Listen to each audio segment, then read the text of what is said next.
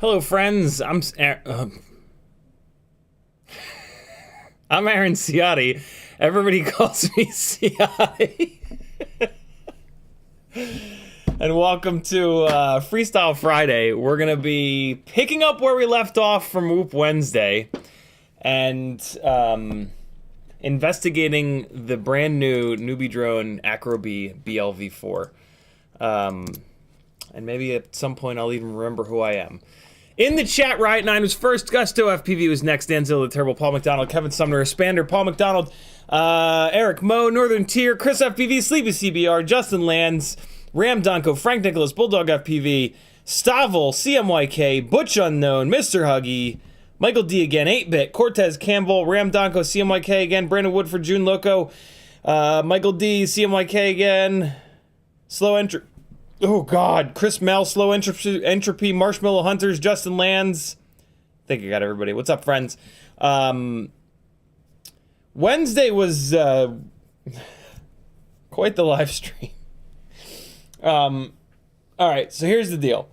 Here's what happened on Whoop Wednesday. I tried to bind to the Acrobee BLV4, and that was the whole live stream. The Acrobee BLV4 comes with a hex on it that's got Express LRS 2.5. As it turns out, so I've got the Betaflight sent me their 1 watt module eons ago. And as it turns out, it had some, it was version 2.0.0 Express LRS. And that was the problem that we were having on Wednesday. For whatever reason, this specific module, it doesn't tell you the firmware version that it has on it. And that was kind of the biggest part of the problem. I was really struggling to figure out what version of firmware was on this. I have 7 other rigs that are on Express LRS. So what I didn't want to do is to have to rebind and or update all of those rigs. And that was the problem. I explained that over and over and over again on the live stream, but as live streams go, people come in late, and of course everybody always wants to help. So yeah, that I hope you found that live stream to be funny, because it was extremely frustrating for me. It's hard, right? You know, we had almost 100 people in there, and everybody wants to help. And some people came in late, some people were there the whole time. And so, you know, everybody is recommending to just hit the bind button.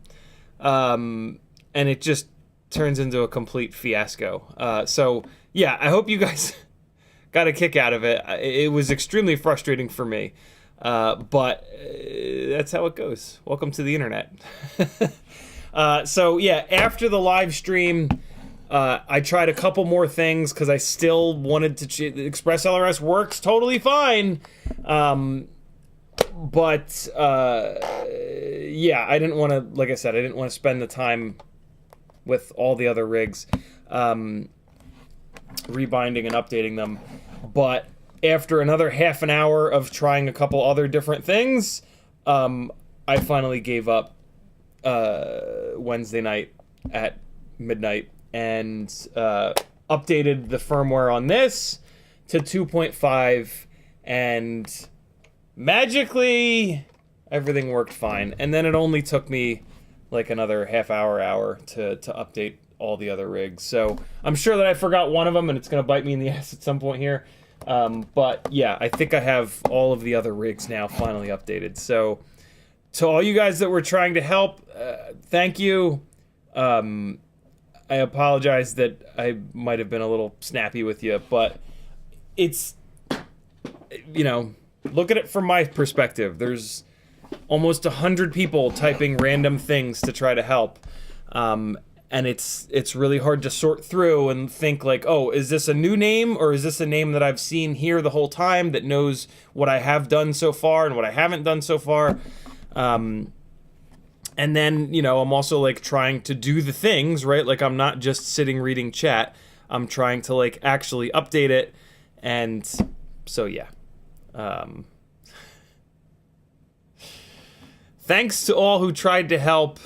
To all that didn't try to help, thank you the most. Kidding, of course.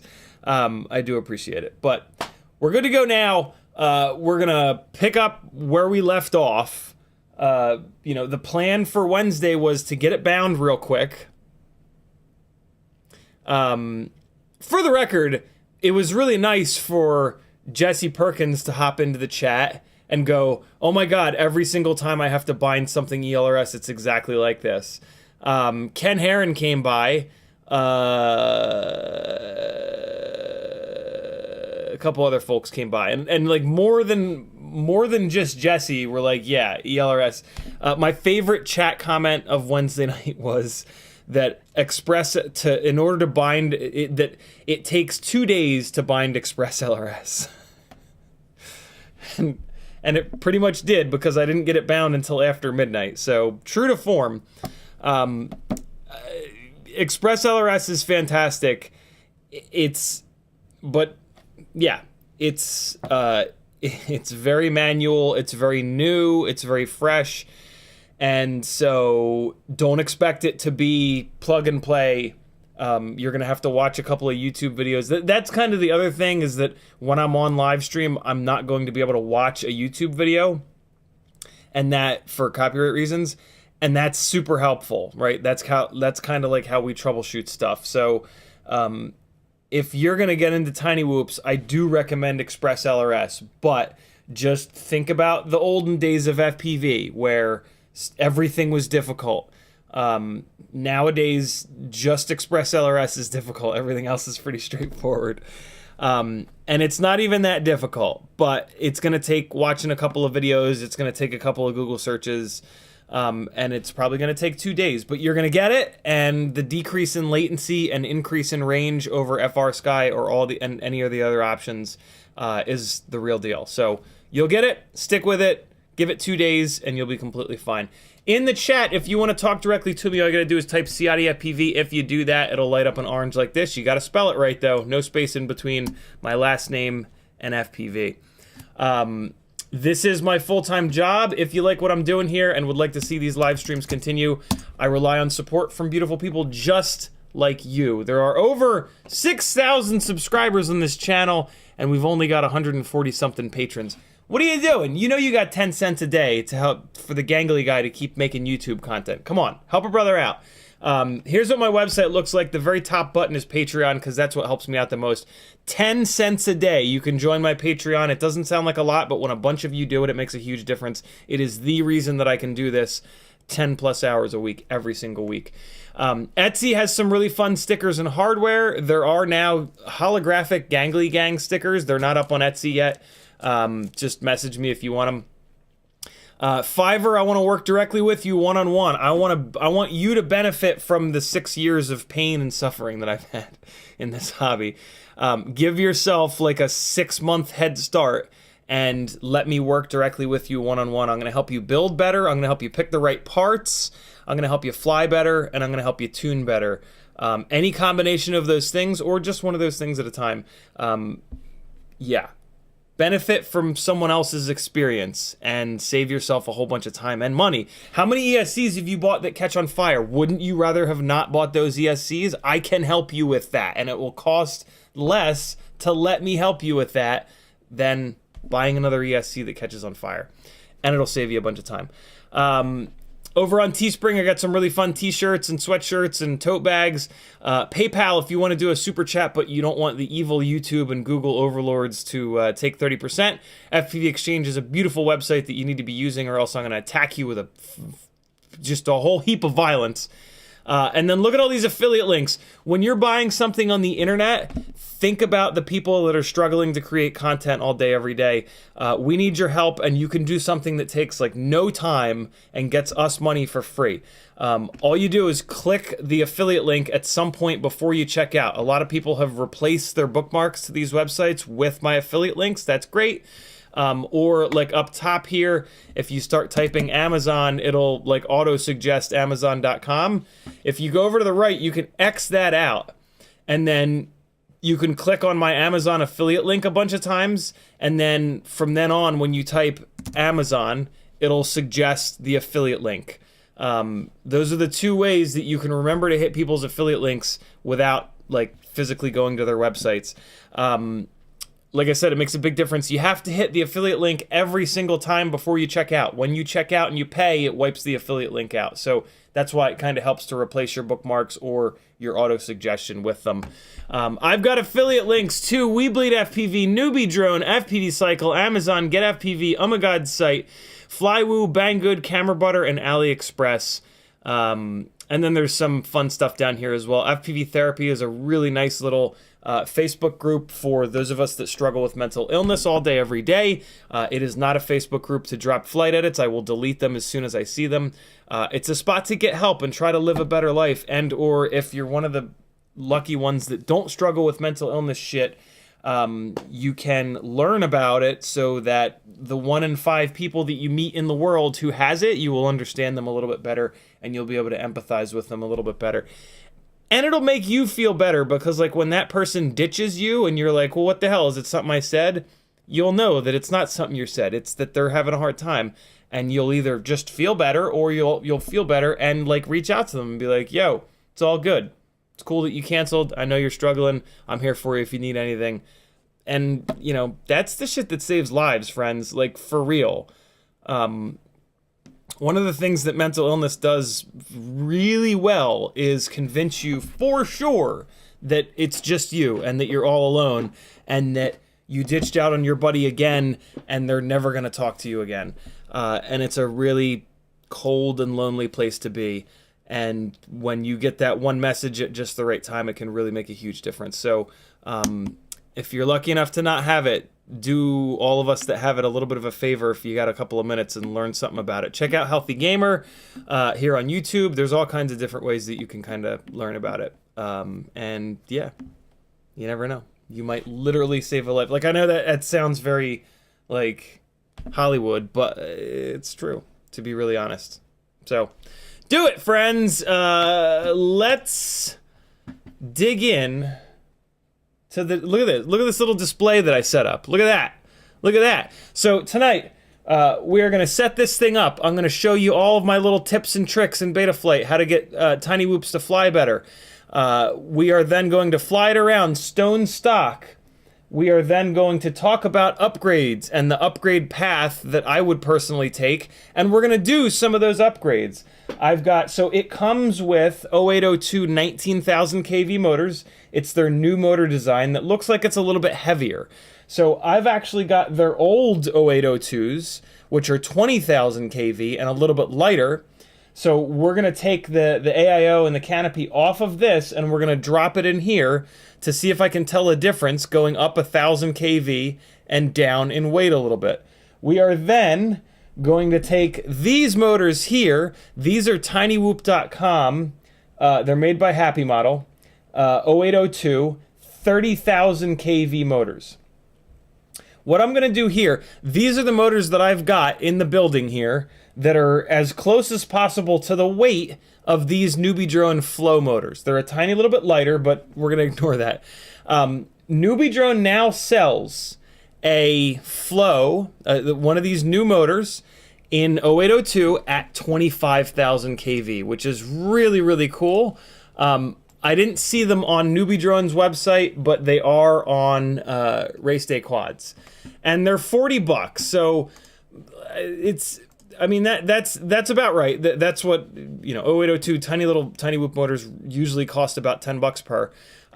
So what we're going to take a look at is the most plug and play possible setup, which would be $159.99 Newbie Drone AcroBee BL4, and then an extra $40 for the 25,000 kV version of the 0802s. If you are a brand new pilot, this rig right here with the included 19,000 kV 0802s is going to be completely fine for you.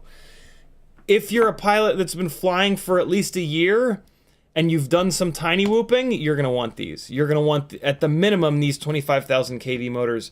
And what I'm going to do is, so like I said, these guys here are 30,000 kV 0802s, but I'm going to motor limit them down. We'll do the math, and I'll motor limit these guys down to be 25,000 kV. So we'll get to see what this thing flies like on 19,000 kV heavy motors, 20,000 kV slightly lighter motors, 25,000 kV. These motors are the same weight as these, so they're slightly lighter than the flows, but it's 0.1 of a gram lighter, which, I don't know. We'll see. I'll be interested to see if I can tell a difference between these two. I doubt that I'll be able to. But yeah, we will put these on, motor limit these down to 25,000 so that I give you a good feel for what it would be like to spend an extra $40 on your BLV3 for a set of plug-and-play flow motors from Newbie Drone, or I'm sure everybody will carry them soon enough. And then the last thing that we'll do is crank these up to full power at 30,000 kV. Before we do all that, though, I went a little out of order here. The first thing that we're going to do in terms of upgrades here is switch propellers. These ASI propellers, they perform really well. They're very efficient and they make good thrust, but they are really just super, super, super fragile. They're just very, very, very bendy. So for me personally, they're just not a realistic propeller. They get completely bent out of shape, and then they put a bunch of vibrations into the rig. and then you got to do things like crippling your PID tune. The little bit of extra performance is not worth how fragile they are, especially when there are a bunch of different propellers that are way more durable. These are the Gemfan biblades. These are incredible. Unfortunately, at 19,000 kV, I don't think these are going to be our best bet here. These are the T-motor triblades. I have a feeling that these are going to be the best performing propeller that we try out tonight. And then these are the Gemfan triblades, which are slightly more pitchy, slightly heavier. These are the green dyed ones from tinywhoop.com. And we're going to try these out. And then I've also got off camera here. Yeah, good, you can't see them. Off camera here, I have 2 sets of Gemfan prototypes. And we're going to try both of these. And I actually think that these guys are going to... I take it back about these. Of the pictured propellers, I think that these T-motors are going to be the best. But these Gemfan prototypes have really blown me away. I think these are going to perform the best on these 19,000 kV motors. So that's the first thing that we're going to do in terms of like flying. We're going to fly it stone stock for a battery, and then we're going to start switching propellers, and then we're going to start switching motors. And then we're going to round everything out after I've put in, I've got 1, 2, 3, 4, 5, 6, 7, 8, 9, 10 batteries charged for this guy, PH 2.0. I've got 2 batteries on the charger for my Ultimate Freestyle Tiny Whoops here. Mobula 6 ELRS with 0702, 28,000 kV and 30,000 kV motors, converted over to BT 2.0. I do have a BT 2.0 plug here that I would love to put on this guy, but realistically, I don't think we're going to have enough time because we've got 1, 2, 3, 4, 5, 6 different sets of propellers to try, 1, 2, 3 different sets of motors to try. And yeah, I just don't think we're going to have enough time to get BT 2.0 on it.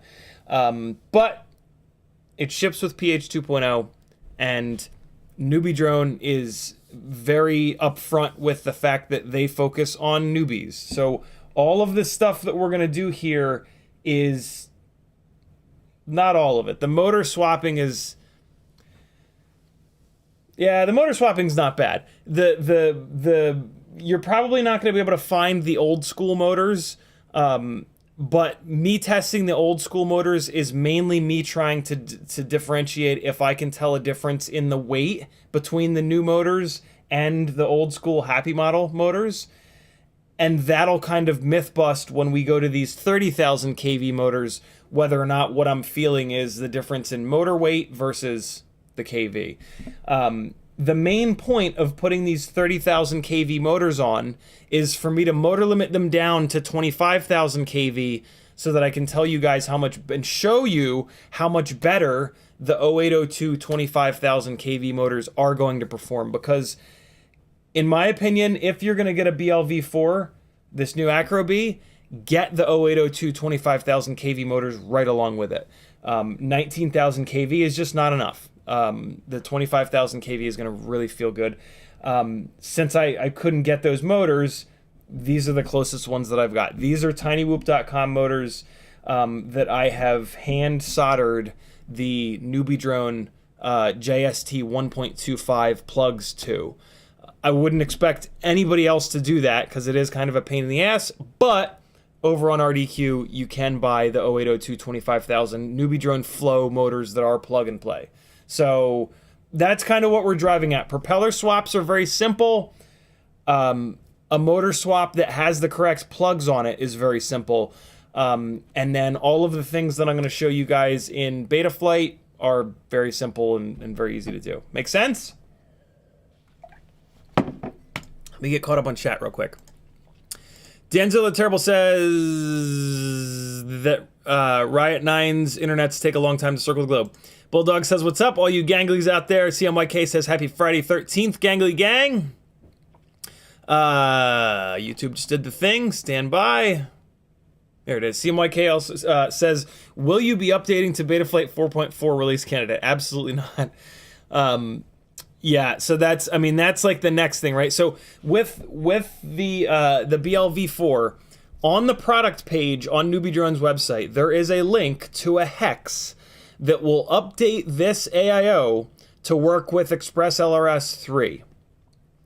I've talked to a bunch of people about Express LRS 3, and there really isn't anything in there that interests me all that much. So I've got this stuff all on 2.5. I'm completely happy with that. There's just nothing in Express LRS 3 that really interests me all that much.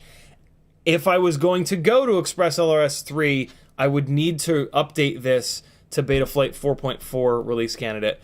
I'm also not going to do that because there's really nothing in Betaflight 4.4 that's kind of blowing me away. So I'm perfectly happy on 4.3, and I kind of think that you should be too.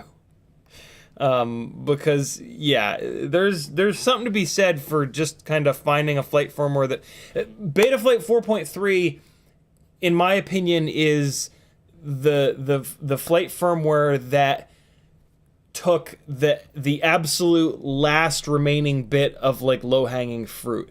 And I really feel like flight firmware from this point on is really only going to be able to make small little changes. You could argue that happened in Betaflight 4.2, but yeah. So in my opinion, Betaflight 4.3, like, I don't think there's any problem with anybody being like, you know what, that's it. I'm gonna put that on everything, and then I'm gonna stop worrying about the newest, most fancy flight firmware, and I'm just gonna fly, because it's kind of what this hobby's about, right? Getting up in the air and enjoying putting your eyeballs in the sky. So yeah, let's dig in, friends. Wait, no, hold on. Ramdongo says I'm about a year behind now. Express LRS. Kevin Sumner says, speaking of the old days, what are the most iconic frames in your opinion? I mean, the Glide, to be honest. The Glide is like a 3+ year old frame. And then, see, I wasn't really into 5-inch rigs. I was not. I mean, of course, the Alien frame, right? That's really the one. The Immersion RC Alien, and then the subsequent knockoffs. The main knockoff was called the Martian, I think. I was not really into 5-inch rigs back then, though. But yeah, the Alien for sure would be the most iconic frame in my opinion. I think the Glide is an iconic frame. I really do. And then if I had to pick one more, the Acrobrat. I would pick the Acrobrat as the most iconic of the micro frames. So there you go. That's a great question. Griffin FPV says, what's up? Long time no see. Ramdongo says, good man. Justin Lands with a $5 super chat. Thank you, brother. He says, heck yeah, great content. Thank you, dude. Super cool of you to support the madness. Bobby Bag says, did you get the BLV4 bound up? I did. Ramdongo says, how do these motors pound the MAH? I have no idea what that means, Ram. Huff19 says, yo, what's up? Catching the live stream while I pack for Whooptopia. Ah, you lucky bastard, you. Metal Dirtskin says, for tiny whoops, you're fine staying on ELRS 2. In my honest opinion, new features are cool, but aimed at other use cases. Very true. And I only use Express LRS on tiny whoops. Speaking of tiny whoops, look, I went down the 75 mil. Never let it be said that I don't continue to give 75 millimeter tiny whoops a chance. I did it again. I built another one, and this is one of the worst flying ones yet. ICFPV says ZMR 250. Yeah, see, I was not into 5-inch that long ago. Like, I've heard of that frame, but I can't picture it. Kiz Bartlett says, when's the next secret drum stream? I haven't actually played drums since I did that little Instagram stream.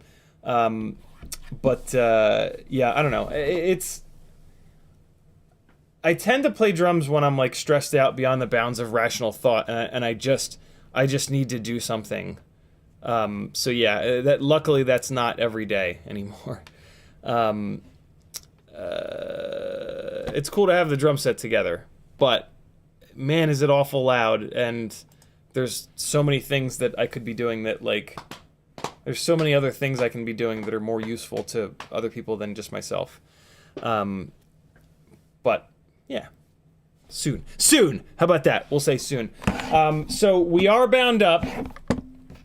That's it. As soon as I got it to bind by putting this thing on 2.5. So here you go. Here's the binding procedure. You take your battery. The AIO has a bunch of different lights on it. It's got a blue light towards the front of the AIO. It's under the camera. One single little blue LED. You plug your battery in real quick.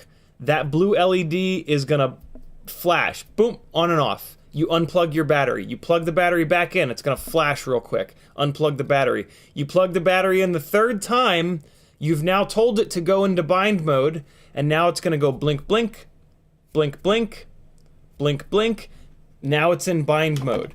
Now you go to your transmitter or your module, you hit the bind button on the module, and if you are in the same, if you have the correct version of Express LRS on your module or transmitter, as is on the quad, it will bind, and all will be right with the world. It ships with 2.5.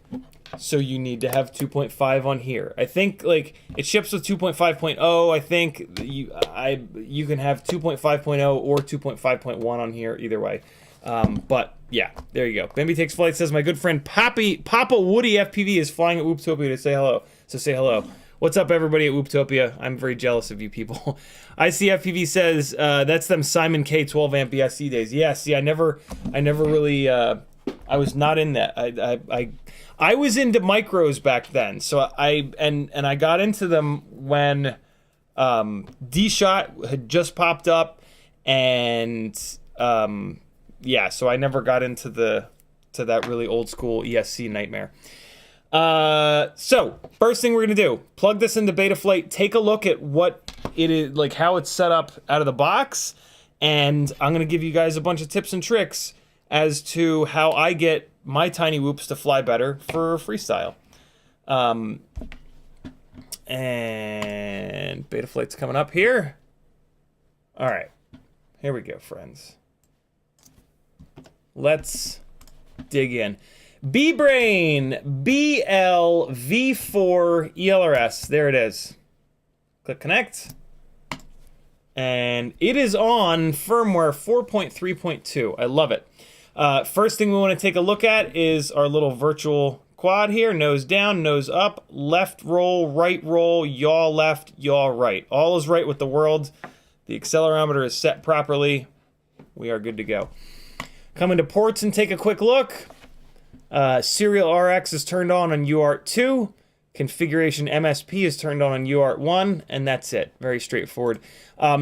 We're going to go into configuration here. This has BlueJ 48K version 0.16 installed, so we don't need to go to esc-configurator.com to update anything, which is really nice. Here in configuration, PID loop frequency is at 3.2K, which means that this does not have an MPU 6000. This has one of the newer gyros, which is totally fine. Hopefully it has a BMI 270. While we're thinking about it, let's check that real quick. To check what gyro is on your quad, you're gonna click CLI, and you're gonna come down here and type status. And now that you've typed status, it's gonna give you all kinds of good info. What the processor is, F411, what its clock speed currently is. 108 is not overclocked.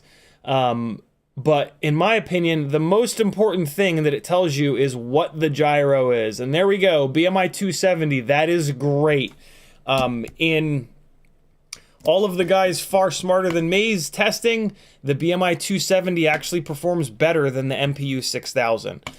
So that is great that this thing ships with the BMI 270. They've got the craft name as BBBL-V4 ELRS 65. I'm going to change that to CiottiFPV because I'm a... Never mind. D-Shot beacon configuration. Flip these two switches on, and now you've got a little ESC beeper on the quad. With tiny whoops, you can barely hear it, but it's better than not having it. So yeah, you can turn that on. That's a good thing to turn on. And then look, they've got the maximum arm angle all the way up to 180, which basically disables it. So that's kind of cool. You can take a lot of, it's a tiny whoop. It's not going to hurt anybody. So that's kind of nice. LED strip is turned on because they put a bunch of really cool RGB LEDs on board. Air mode is permanently turned on. I used to turn that off, but man, I just leave it on now. So I'm going to leave it on. And then OSD is turned on as well. We're going to save and reboot because we did change the craft name. And next up is power and battery. Nothing to really see here. Well, actually, that's not true. Yep. All right. So they're good. They've got the minimum. They've got the minimum cell voltage turned down to 2.9 and the warning set at 3.2. Those are the numbers that you want with tiny whoops, just because we run the batteries down way lower. Failsafe. I mean, changing this guard time from 1 second is maybe a good idea, especially because it's a tiny whoop. I'm going to change it to 3 seconds. Basically, what that means is that if it goes into failsafe, if it loses connection between your transmitter and the quad, it is just going to hold whatever the last value was. Out of the box, it was set to hold it for 1 second before it just falls out of the air. Changing that to 3, it's now going to hold for 3 full seconds. It's a tiny whoop. It's not going to hurt anybody. My theory is always that when you go into failsafe, you should kind of know that you're treading in, like you're flying really far away and you're kind of in peril. So you should not be like pointed straight at a meat grinder. You should be on a path that's somewhat safe, and then it'll hold for 3 full seconds, and hopefully your connection will come back. In 3 seconds, you will certainly be able to notice that it's in failsafe and hold the transmitter up above your head, and you wouldn't believe how much that actually helps. So yeah, that's a small one, but that could get your rig back. And again, it's a tiny whoop, so it's not going to hurt anybody if it's sitting there. Worst case scenario, you're pointed right at somebody's face. It goes into failsafe. It's only going to be tangled up in their hair for 3 seconds. It's not going to. Tiny whoops don't have enough power to really do anything other than make their hair look curly. So, not the end of the world, in my opinion. We've got, well, I'm not going to mess around with presets because they've already got a bunch of stuff on the rig. I'm tempted to fly it as it is before I make any big changes. Yeah, let's do that. I haven't made any. I'm not going to change anything that seriously affects the way the rig performs yet. We're going to do that. I'm only going to fly half a battery with it as it is. Because this stuff that I'm going to show you is really easy to do, and it kind of works on everything. So, yeah, I'm going to leave this alone. We are going to fly half a battery, but then I'm going to come in and do some things that are going to make it perform better. So, for right now, we're going to skip pretty much everything on the PID tab. Motor output is 100%. Oh, that's interesting. They have RPM filtering turned off. Thrust linearization is at 20%. VBAT sag compensation is 100%. That's interesting. I don't usually use that. All right, so yeah, we're just going to leave all this stuff alone. I'm going to come in here and I'm going to put my rates on it. Actual rates, and then center sensitivity of 40. Maximum velocity. Wow, they've got a lower yaw rate than pitch and roll. That's interesting.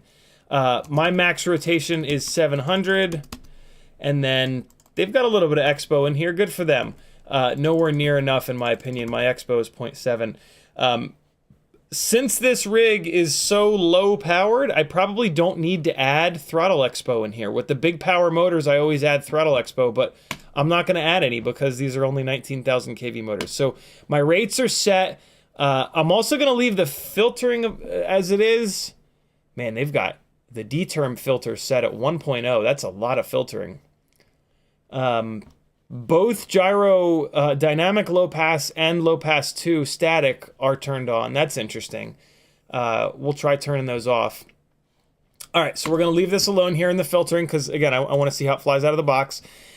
In the receiver tab, my transmitter is set up TAER, not AETR. So I need to change that. Speaking of, let me power it up and make sure that the endpoints are set right. I am going to put in a little bit of deadband. I love to do 3 points of deadband. because if you fly enough, your gimbals get a little jittery. And this should bind up in a second here. I hope. Don't you dare. Don't you dare not bind. What? Hold on. Don't do it. I'm going to unplug the quad. And I'm going to plug it back in.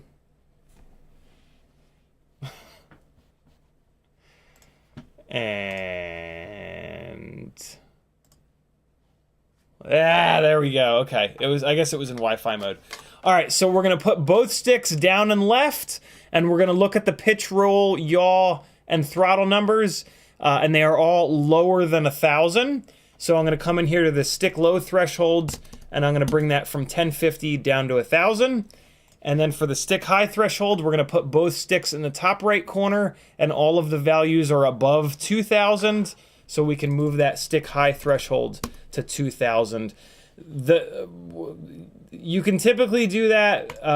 You could, technically speaking, I could make the stick low threshold 995, and I could make the stick high threshold 2010, but it's a little bit safer to do 2,000 and 1,000, and that's a small enough difference that it won't really make much of a difference. And then the RC smoothing is set about where it should be. Come into modes, and I'm going to set my modes here. AUX1 arming is already good to go. That's awesome. Angle mode I'm going to turn off. Horizon mode I am going to leave on, but I'm going to put it in a different switch position because this is just where I put it.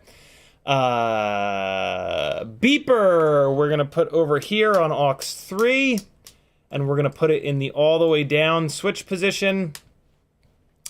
LED low, I do actually like to set that on AUX2, and I like to set it in the switch position that turns off the OSD. We'll talk about that in a minute. You can turn off the OSD with this OSD disable function here, but I've got a better way of doing it that I'm going to show you. We don't have black box. Flip over after crash is already set up on AUX3. That's fantastic. I'm just going to move it into the middle switch position, which is where I prefer it. Launch control is just kind of fun. AUX2 in the middle position is where I put it. And that's it. Let's save that. And now we're going to go here into adjustments. In adjustments is where I do this really cool little trick with the OSD. We're going to enable the top one. We're going to change it to AUX2. And then we're going to open this range all the way up. So on AUX2, you can see the little yellow thing moving with the switch. On AUX2, I'm now going to be able to access OSD1 in the highest switch position, OSD2 in the middle switch position, OSD3 in the bottom switch position. Then apply, and this is where we tell it that, OSD profile selection. So if enabled, we have enabled it, when channel AUX2 is in this range, 1, 2, and 3, then apply OSD profile selection via AUX2. And we're going to save. So now our AUX2 channel can switch our OSD between 1, 2, and 3. Boom, boom, boom. In number 1 switch position, which is all the way up, that's horizon mode. That's just my, like, if I get confused or whatever, I can flip on horizon mode. Or if I lose video or something like that, I can flip horizon mode and add throttle and hopefully punch up above whatever's making me lose video. So I don't really care about it there. AUX2, the middle switch position, this is my switch position for that I fly in most of the time with the OSD on. I'm actually going to save some time. I have a text edit file with my OSD. Rather than setting all of these things and moving them around, I have a little chunk of text from the CLI here that I can just drop into the CLI, and that's going to get my OSD almost perfect. So in order to do that, once you've set your OSD up, You go in and you type diff, D-I-F-F, into the, so here, I'll show you. Once you have your OSD set up properly on any rig, you come in here and you type diff, D-I-F-F, and then you just scroll around and you look for the elements that say OSD. And then you just copy them and just paste them into a document. And it's just, this is it right here. It's just all of the CLI stuff that says set OSD. This is all of the changes that you've made to the OSD. Diff means that it looks for everything different from the stock Betaflight setup. So every single thing that you have changed is going to show up in the when you type in diff. And because you've set the OSD up on whatever rig, all of the differences are going to be listed out here, and they're all under set OSD. So there's a way to save you a whole bunch of time so that you don't have to hand set up your OSD every single time that you do it. Every single time that you get a new rig or you reinstall system software or whatever. So we're going to come back into the OSD tab here, and I'm going to show you what's going on. So that is that must be an old OSD. Hold on. Let me get a more current OSD here. I have a whole bunch of these different notes. Mobile, here we go. This will be a good one. Hello, family. Hey, Aaron. Yo. All right, here's a more recent one, I think. Diamond AIO build flies like ass. Yep, this is the one. So here we go. OSD profile, OSD, OSD, OSD, OSD, OSD. There we go. All right, copy that. And let's try this again. And save. All right. Bambi takes flight with a great question. Do you activate that crash recovery mode in the CLI? Absolutely. The one that stops you sticking to walls, etc. It doesn't stop you sticking to walls. Maybe somebody in chat can remember its proper name. It's crash recovery. Yep. We're not going to turn it on to this rig yet. I'm not going to turn it on to this rig at all. We'll do another. We'll talk about crash recovery Sunday, Monday, Wednesday, whenever. But I'm going to leave it off on this guy. Let's come back into the OSD. If you go into the OSD and just type in get crash, it'll pull up all the crash recovery stuff. So here we go. All right, so this is what I was trying to show you. So OSD 1 and 2 have a full complement of OSD items here. A whole bunch of them. Craft name. I don't want fly mode. I also don't want battery voltage. Well, yeah, I want average cell voltage. Link quality, and I think that's about it. RSSI, nope, yeah, RSSI, throttle position, timer 1. This is what I like. I don't need timer 2. I don't need VTX channel. Okay, so this is the important one right here. See this? Warnings. See how it's turned on all three? OSD profile 1, OSD profile 2, and OSD profile 3. That is the warnings is the only one that's turned on OSD profile 3. So when I flip that 3-position switch all the way down, that'll activate OSD profile 3, which is naked. So now I can hook up my Immersion RC power play or just stream to you guys without all of the ugly OSD elements. But when the battery's getting low, the warnings is still on. So it'll pop up a low battery warning when I know to come home. In the modes tab, if you use the OSD disable, you don't get that warning. So you'll tend to run the batteries into the dirt way worse. So this is a much better way of getting a clean, a clean OSD, which eventually will give you low battery warnings. Make sense? Save it. And what did we skip? We skipped servos, but we don't need that. We skipped motors. Looks like they've got it. They got it set up for props in, huh? Wow. They have it set up for props in. We will change that when we start changing propellers. D-Shot 300, bidirectional D-Shot is turned off. We're going to try to turn that on, but not yet. Video transmitter, cool. We've got options for 5 milliwatts, 25 milliwatts, and then max. we are going to turn low power disarm to on until first arm.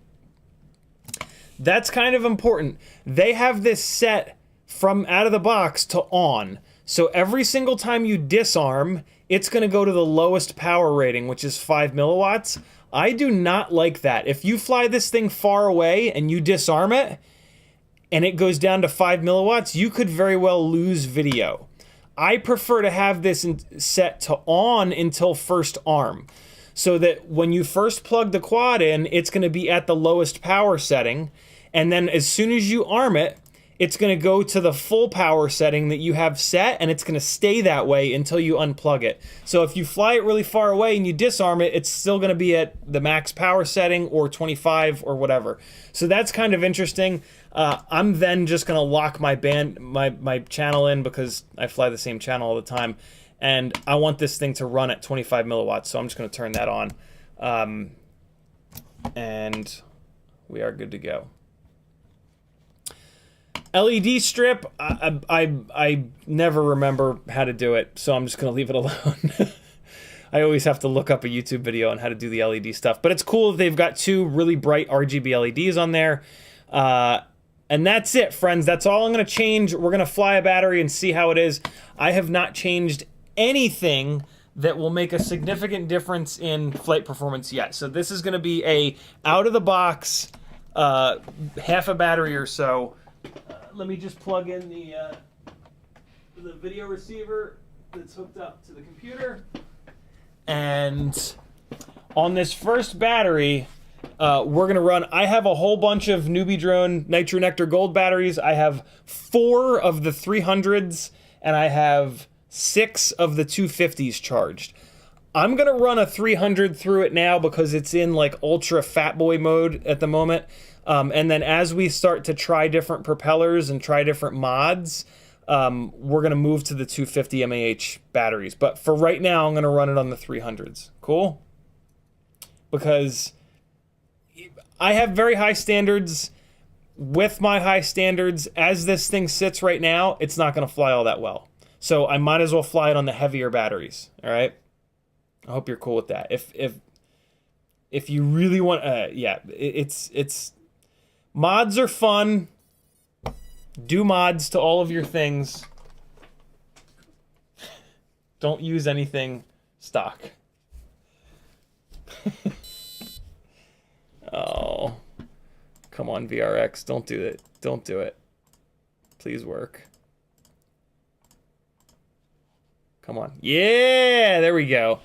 All right, so here's our first look. That's with the 3-position switch in the down position. Now I'm going to move it up.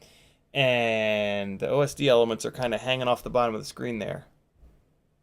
And the OSD elements are also not where I expect them to be. Let me put this back into Betaflight really quick and get the OSD set up properly. I don't know what happened there. That's a little weird. Because I want you guys to be able to see the current draw and the throttle position and a bunch of other stuff. So, did I forget to hit save or something, I guess? Let's get it fixed up here. Okay. So, first thing I'm going to do is move... No, it's all there. What? Why did the OSD look like that? That's odd.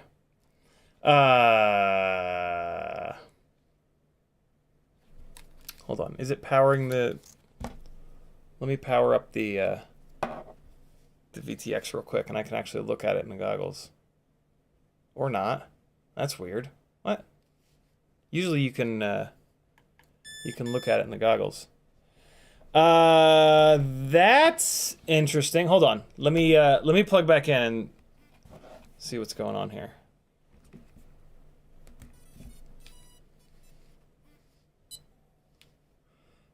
Oh, there we... Wow, that was weird. What? Okay. That is strange. Now it's fine.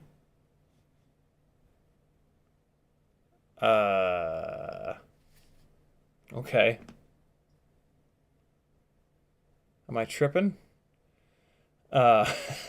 Strange. I don't know why. Okay. That's a little weird. But whatever. All's well.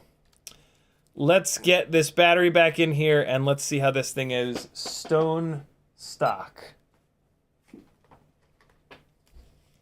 Standard Newbie drone Goober camera. What's that one below CiottiFPV? I think it might be something I forgot to turn off. There's launch mode. In case you wondered what launch mode is, you can just pitch it forward or pitch it back, and it'll hold position. Kind of fun. Kind of useless for freestyle, if I'm honest, but... Alright, so the Newbie drone BLV4. So something weird's going on with the OSD. You guys seeing that too? The OSD's coming in and out. I don't know what's happening there. What's with the OSD, yo? So, mega throttle resolution from the low KV motors.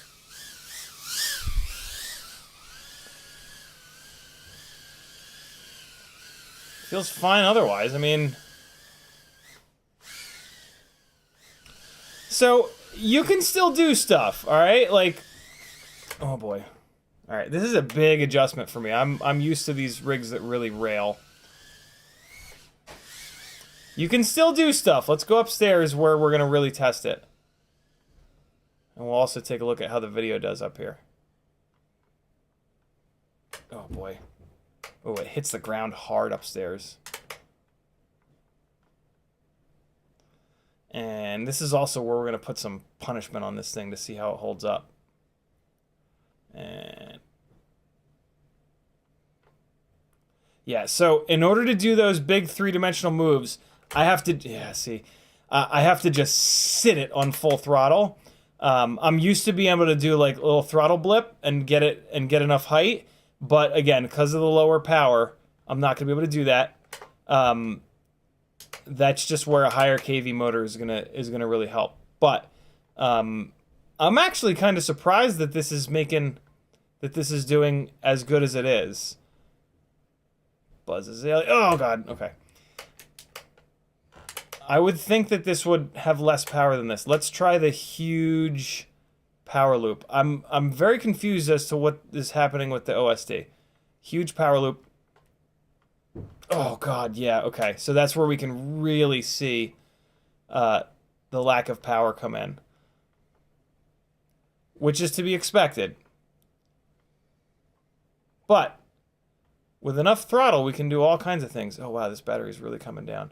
I'm also used to BT 2.0 rather than PH 2.0. Man, it's so this has also got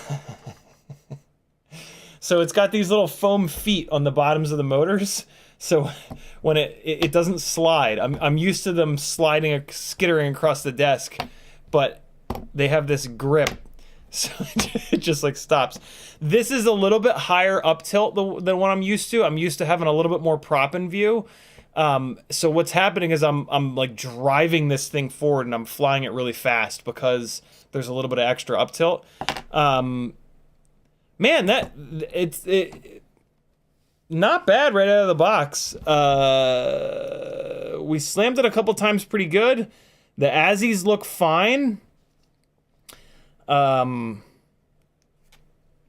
Pid tune feels fine. Stavel, we're gonna try to land on the ceiling fan because of these little feats here on this. Maybe we'll do that on the next battery. I'm tightening up the canopy a little bit more here because I can still kind of feel it clunking around. It might have loosened up a little bit from that battery. Maybe, maybe not. Let's do another battery. That flies way better than I thought.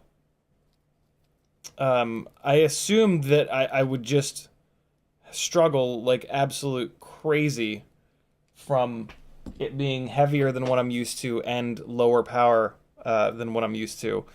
But not bad. The tune feels great. I mean, it's very solid. of course, since I'm reviewing something, I'm going to have to say that it's very smooth. Everything in the entire world is smooth. Everything that's ever been reviewed is smooth. It's remarkable. There was a guy on YouTube testing sandpaper. He said, man, this sandpaper is really smooth. I love it. It's not true, but so far so good. Let's do another 300 mAh battery. Let's try to land on that. Well, nah, let's just start changing stuff. Let's just start changing stuff because no, you're not gonna fly anything. Stavel asks, says it is the best thing ever. It is indeed. Everything that's also ever been reviewed is the best thing ever. As is this. This is the best thing ever. It was actually pretty good. I did not expect as much as I just got from this. You know what? Let's do another battery. Let's do a 250. So no changes whatsoever. This is the best that you can get this thing to perform, right? If you just buy it, 160 bucks, and you get the Newbie Drone Nitro Nectar Gold 250 mAh batteries, this is going to be absolute peak performance without changing anything because, you know, swapping batteries is swapping batteries. You have to swap batteries. You can't just run one battery forever. So no mods whatsoever. If you are completely anti-modding, this is the best this thing will ever fly. And it'll also just give me another chance to beat up on these Azzies to see how they hold up. All right. There's a random number 5 in the OSD. Okay. The OSD is just completely wigging out. I don't. Okay. I have no idea what's going on there. Yeah, I'm gonna crash a lot. This is absolutely not what I'm used to. But we're gonna get some moves in. Let's get upstairs where we need the power while we still have it. 48.95, huh? Okay, interesting. Oh, jeez.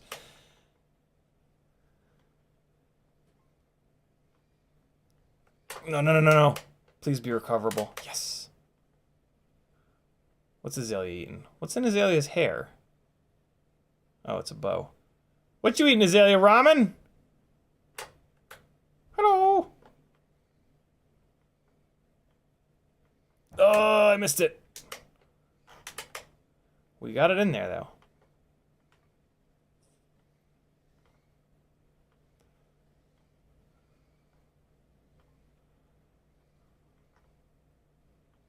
Oh, almost. So I'm really going for that big tall dive to put some abuse into this thing, if I'm completely honest. Man, I'm having to just lay on the throttle. It would be nice if the OSD would stay on. I don't understand what's going on there, but oh boy, that was lucky. I cannot take much credit for that one, if I'm really honest. Let's try a mega power loop. Here we go. Oh, God. That's not what I meant. Here we go. Ugh, I missed it. Almost got it into that big dive. Big cube dive. Let's try it off center. Nope. Oh, and the fan's not on. I could totally land on the fan blades with these little pads, but the fan's not on. Damn. Oh, well. All right, let's get it back down here. Battery's kind of falling on its face here. What's the runtime at? 2 minutes and 27. So not as much runtime as we get from 0702 rigs with BT 2.0. But to be honest, that's to be expected. And there's our low battery warning. It's the so like I've flown, I don't know, 2,000, 3,000, 4,000 tinywhoop batteries over the last 6 years, and every single time I've ever landed, I've come in just like that, and it's like, and it slides across the desk.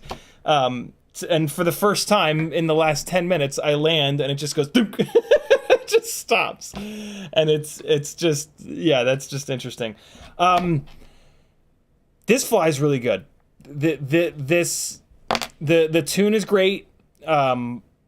Yes, there's a lack of power, of course. 19,000 kV is low, but the tune is really dialed for the KV and the motors. I'm very confused as to what's going on with the OSD. That's very weird that it's just randomly flashing off and on like that. Let me take a quick look at the CLI, I guess, to see if there's anything weird. But yeah, I mean, there shouldn't be. I mean, it's not the end of the world. A lot of times I fly without the OSD anyway. So let's type get OSD. And this is going to give us everything in the OSD. That ain't going to work. There's too much in here to look at. Hey, Calvin Lee is in the chat. Calvin, I got to make you a mod. Hey, Calvin, you don't have to moderate. I would actually prefer you to not moderate. I just want to make you a mod so that you light up in blue. Calvin works with Newbie Drones. Super, super, super cool guy. Calvin says, the OSB disappear things. Maybe you can try to reflash the font or just reset or just reset on Betaflight. That's a really good idea. Let's change the font. And I was in CLI, so it disconnected me. All right, let's come in here and we're gonna go font. Let's actually change the font. Let's change it to, what's the one I used to like? Is it Clarity? No, it's not Clarity. Is it Digital? Nope. Is it Large? I think it's just Large. Nope, I guess it is Clarity. Let's change it to Clarity. And we're gonna hit save. Why is Font Manager grayed out? That's interesting. I thought I had to do that in Font Manager. Let's try this. Let's disconnect and reconnect and see if it saved that Clarity font.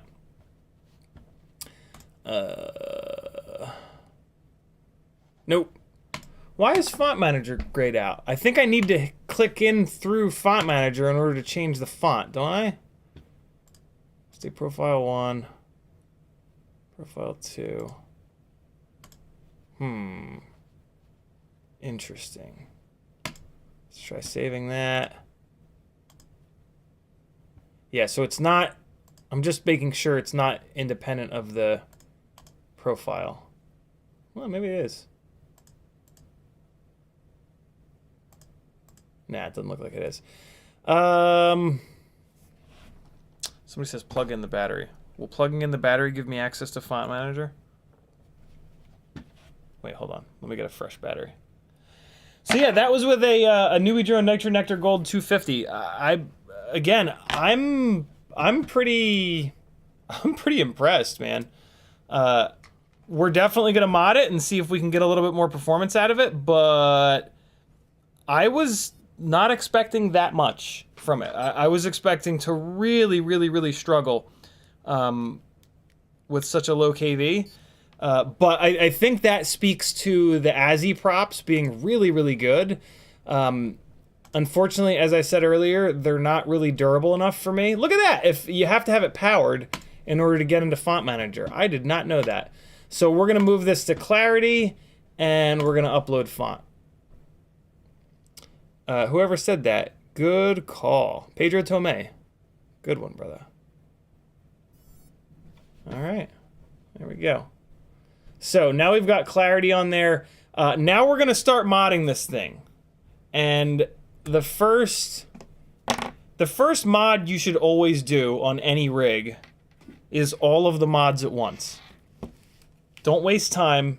You're going to change everything anyway. Not true.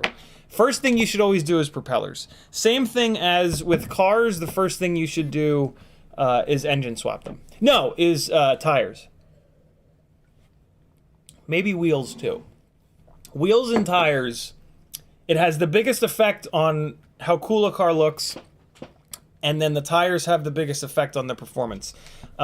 So first thing you want to do with a quad is propellers. It's the cheapest, it's the easiest, and it has the biggest effect on performance. So we're going to pull these Newbie drone Azzies off, and we're going to go to the Gemfan biblades. The Gemfan biblades in 1.2 inches for these 65 mil motor-to-motor tiny whoops, they have become like kind of the standard. They perform amazingly well. And in this case, this is actually, with this 19,000 kV, this is the worst scenario for them. So we're going to really get to see, I don't know what black magic Gemfan got into those biblades, but they work well on high kV, on low kV. It's really kind of crazy. The biggest thing about them, though, is they are very light. And with these tiny whoops, the biggest problem that we have is power to weight ratio. So, just a lack of power, to be honest with you.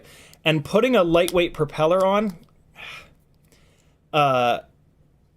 is going to have the biggest effect on the response time of the PID loop as anything else that you can do. So when you go to the Gemfan biblades, you'll notice that like the PID tune magically gets a lot better. And that is just because you're lightening up the rotating assembly. The PID loop, when the PID loop works at 4,000 or 8,000 times a second, well, in this case, 3,200 clicks a second, in order to do anything, the PID loop is going to spin up and spin down, spin up and break down the rotating assembly. So, and that, this Azzie is now completely ruined because they're hard to get off and they're very fragile. So Azzies are kind of like one-time use. Yeah, that one's completely ruined. So we're not going to be flying Azzies again because this one is now just completely destroyed. But that's fine, because if I hadn't destroyed the Azzies removing them here, they would have gotten destroyed pretty quickly in flight from crashing. Oh, there we go. Jeez.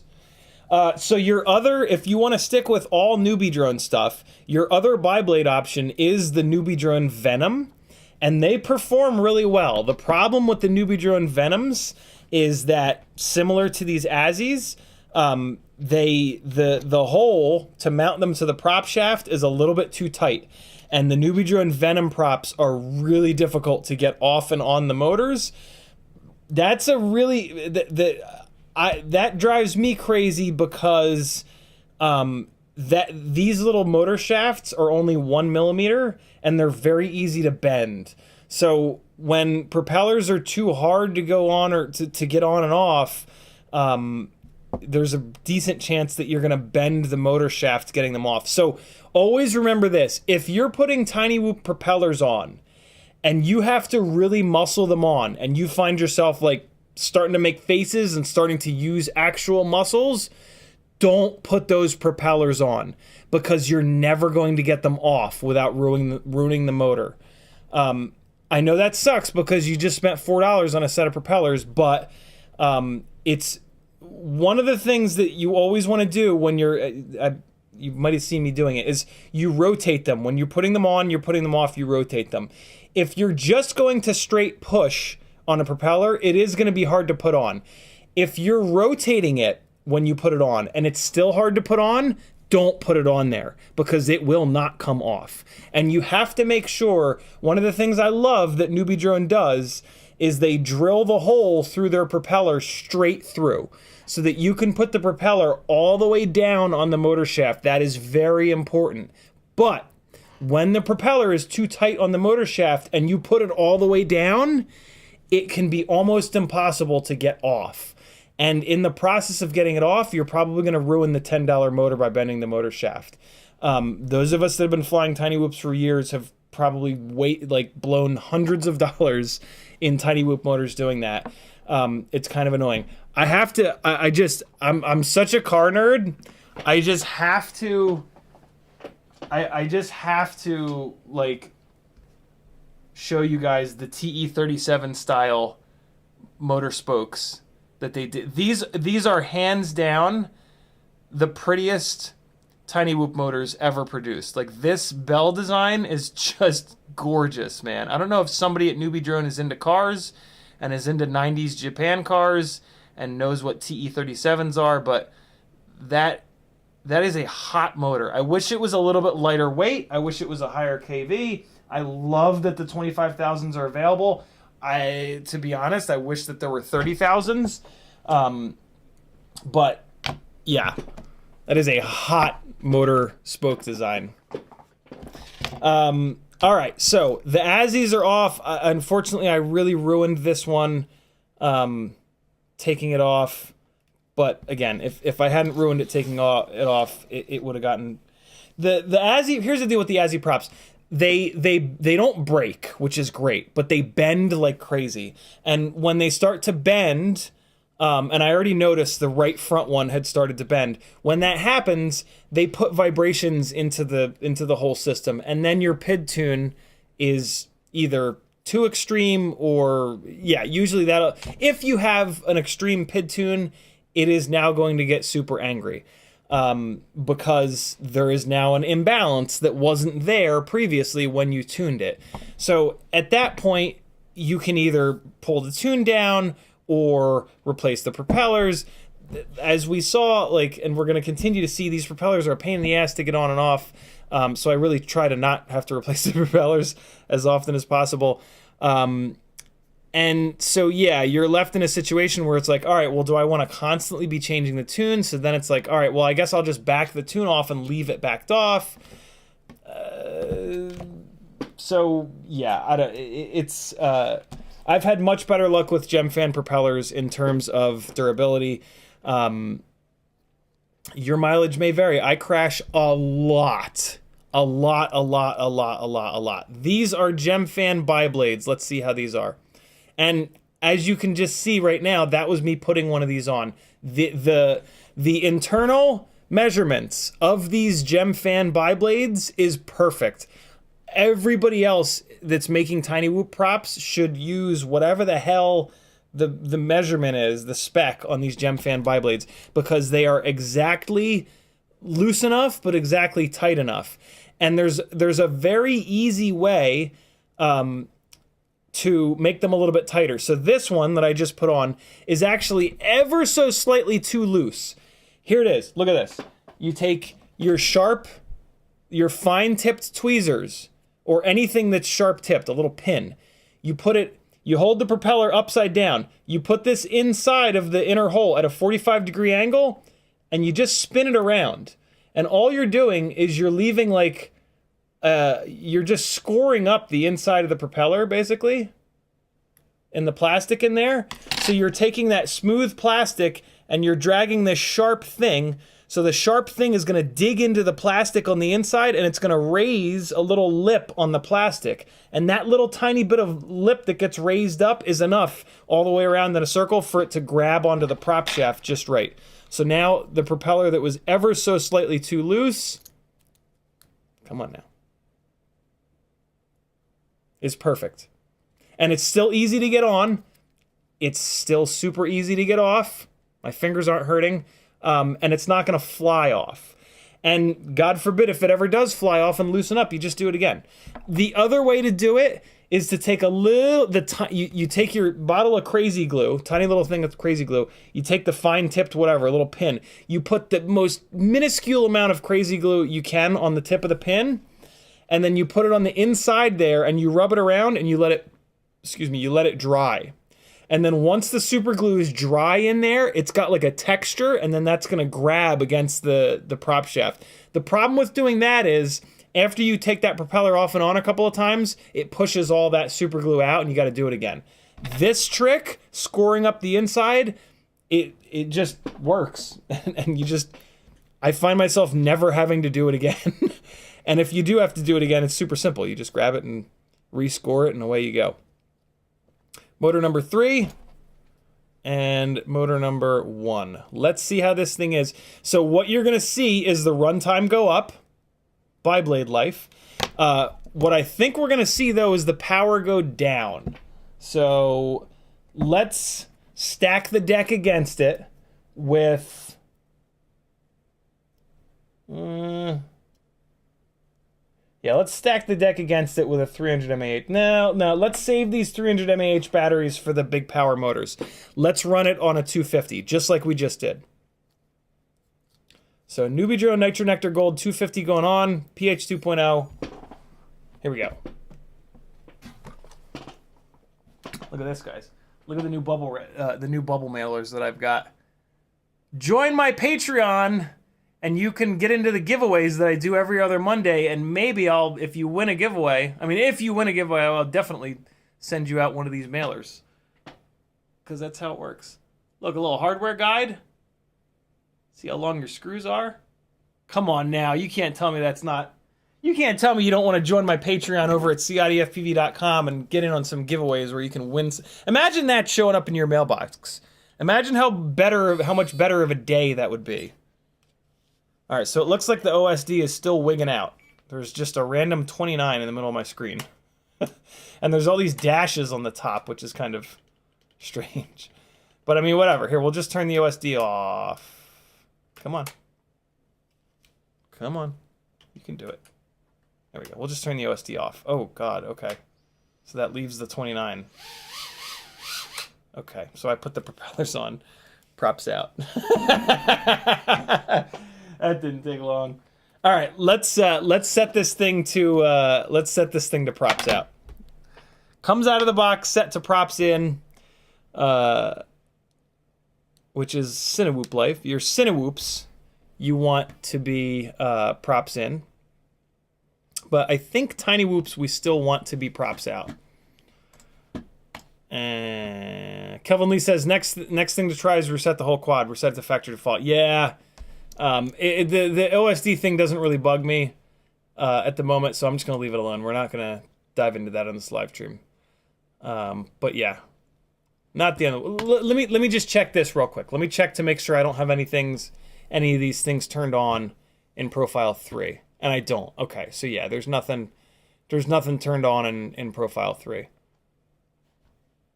That's fine. Units, Imperial, video format auto. I don't really need the visual beeper on. Link quality. GPS rescue stuff, we don't need that on. God forbid it's like warning based. If I can turn off some of these warnings, maybe that'll fix it. Arming disabled, battery critical, battery info, ESC fail, crash my flip, fail safe. Whatever. Yeah, it's fine. It's fine.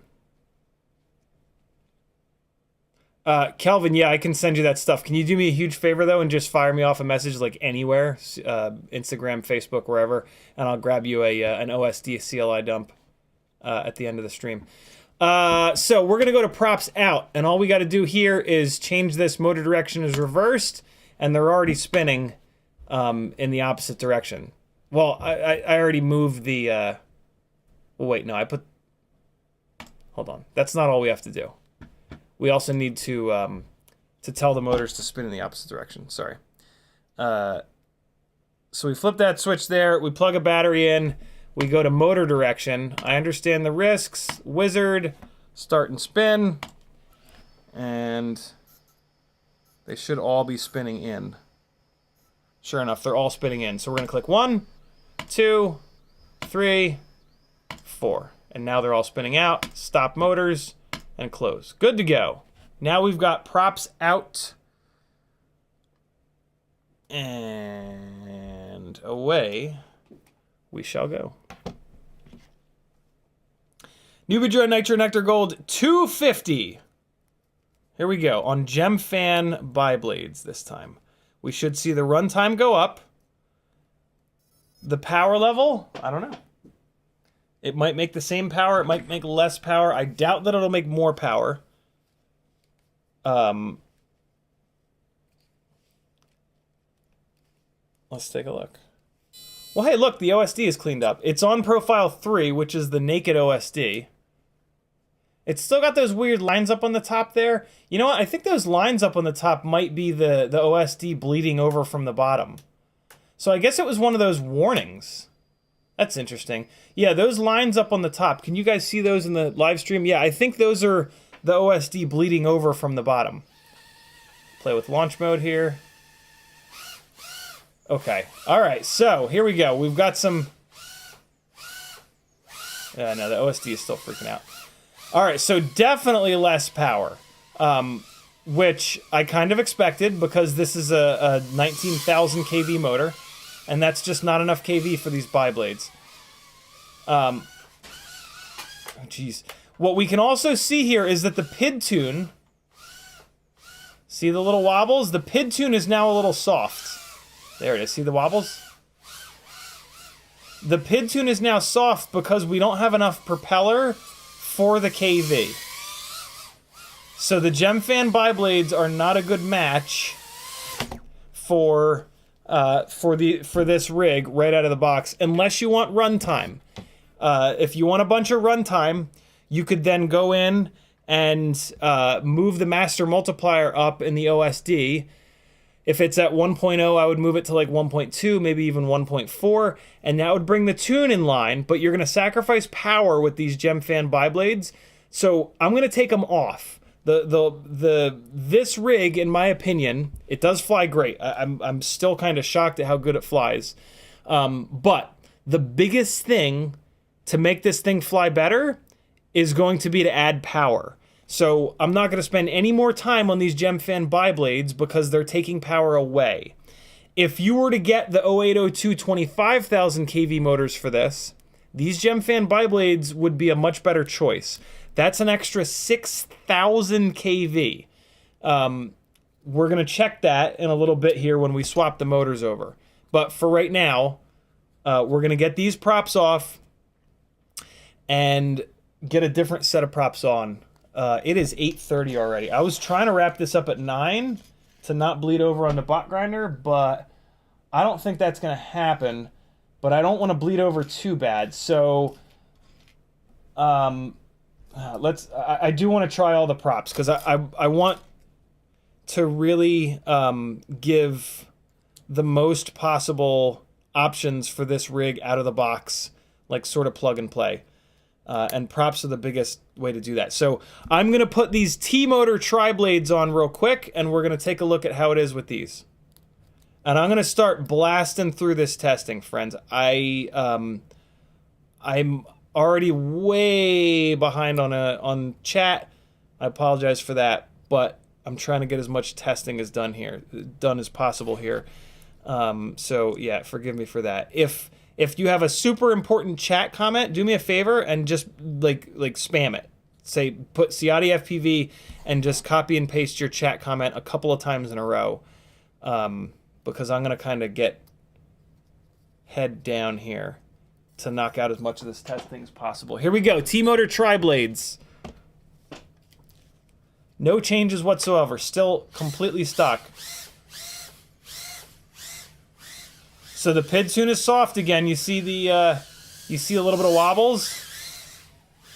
Yeah, man, those Azzies are making significantly more power than these T-motor tries.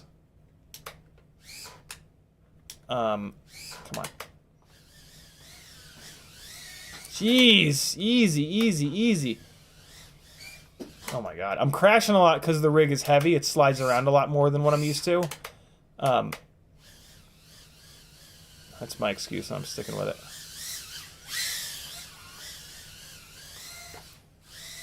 Yeah, so you can see the tune is still a little bit soft with these props. These are not performing as well as the Azzies, but these T-motor props are going to be more durable than the Azzies. And it can barely get itself over. All right. That's it for this battery. Next up, let's continue. Well, so I was going to run these Gemfan tri-blades.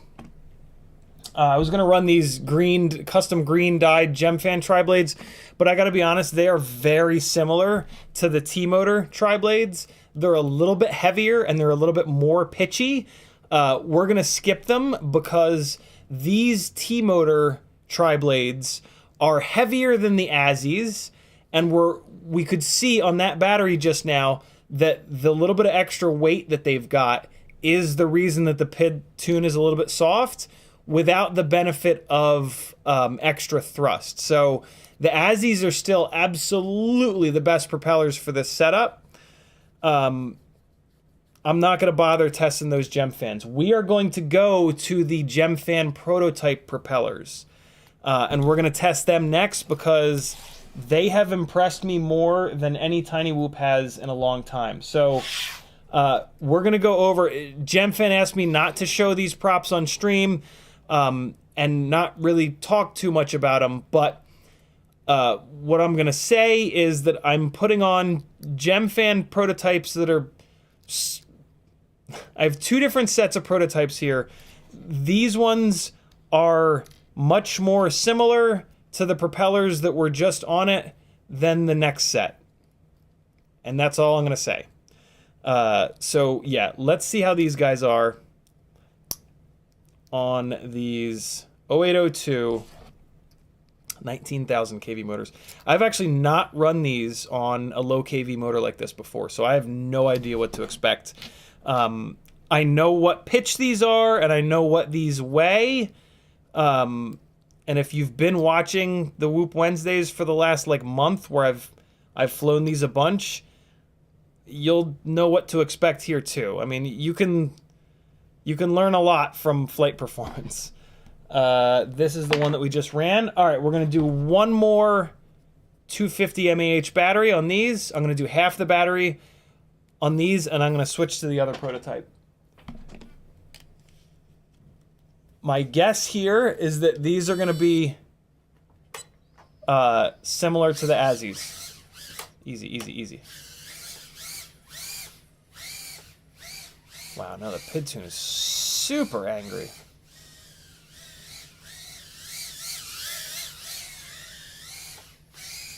Wow, okay. I was wrong. These are...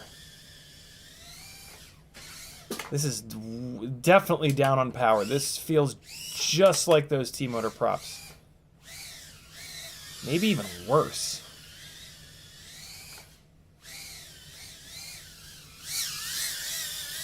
Interesting. I would have thought these would have been a little bit better. These were really good on 0702s and some other motors I didn't think that they would be good on. But these definitely want more kV than what they've got here. All right, so let's go to the other set of prototypes that are less similar to what we've been flying so far. And then that's where I'm going to leave it in terms of propellers. Yeah, I mean, if you're going to fly this thing right out of the box, so far the Azzies are hands down the win. I mean... Kind of makes sense, right? This was developed and designed with those propellers on it, so it makes total sense that the PID tune is dialed in for them. But the Azzies fly even without. Let me say this: if you're gonna fly a 19,000 kV 0802, the Azzies are gonna fly the best. And that kind of makes sense. The Azzie propellers are the lightest. That's why they're fragile. And that helps with the PID loop performance. And then, but at the same time, they make good thrust. I just completely ruined one of these prototype props. I just bent this shit all out of shape. Yeah, the Azzies have good pitch. I'm throwing this away because I just wrecked it.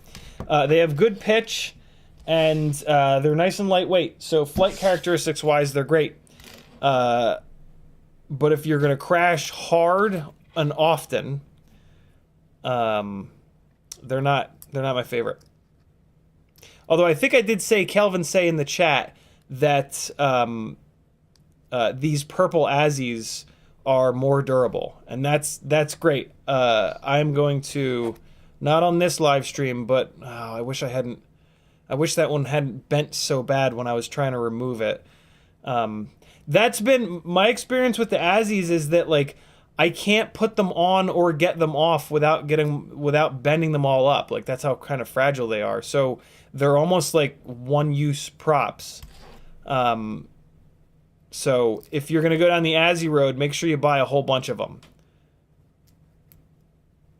Because I'm not like a gorilla-handed guy. I have like little piano player long-ass fingers. So yeah, I'm not. It's not just me being hard on them. They're just fragile. But hey, that's how you get performance, yo.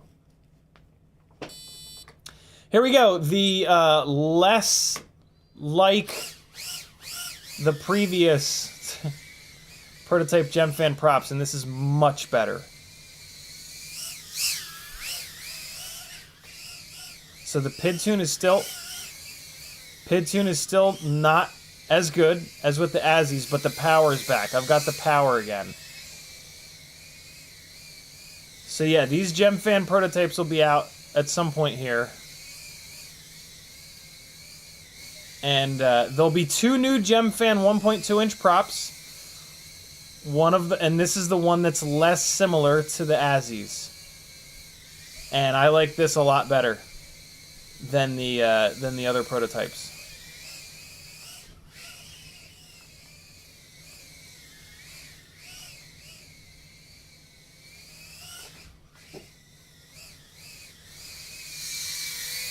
Wow, yeah, okay, fair enough.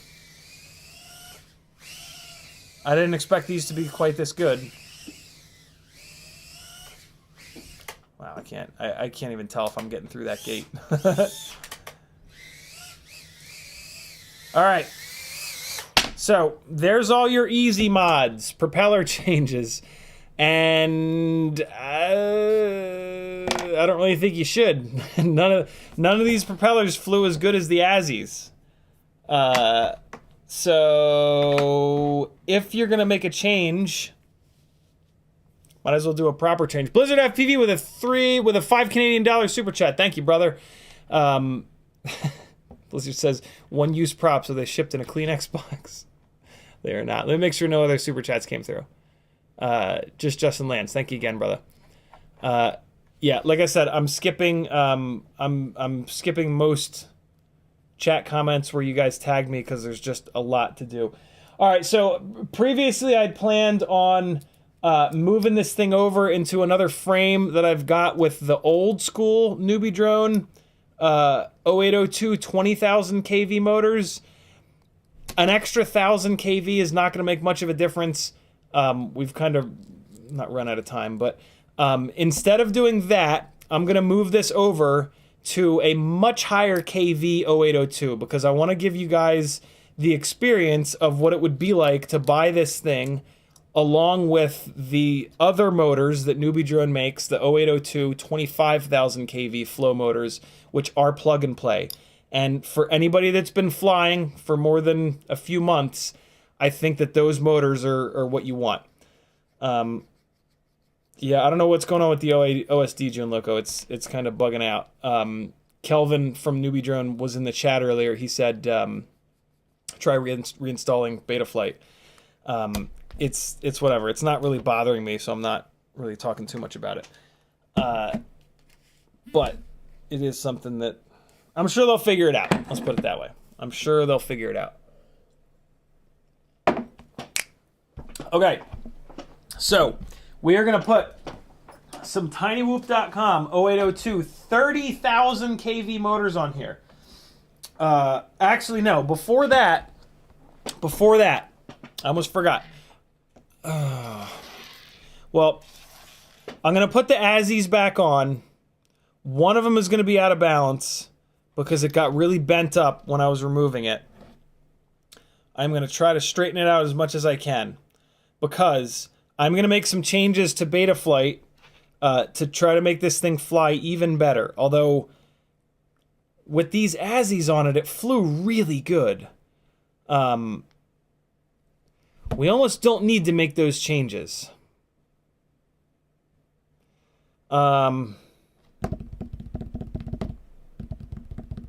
Damn, I wish I had left those prototype props on it that were just on it.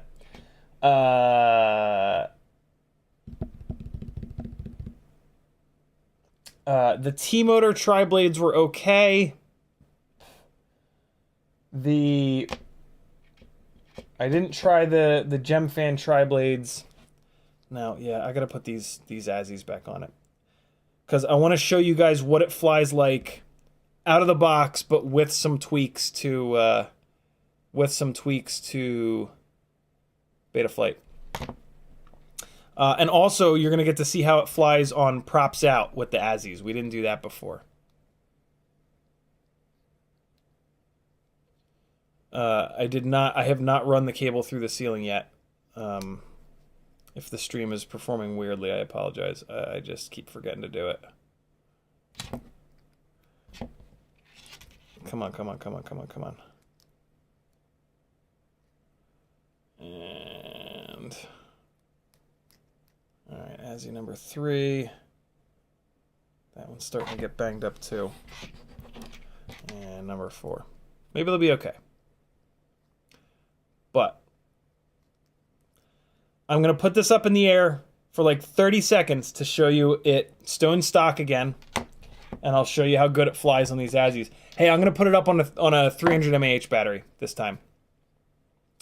And yeah, watch how the tune clears up on these Azzies. Pretty impressive.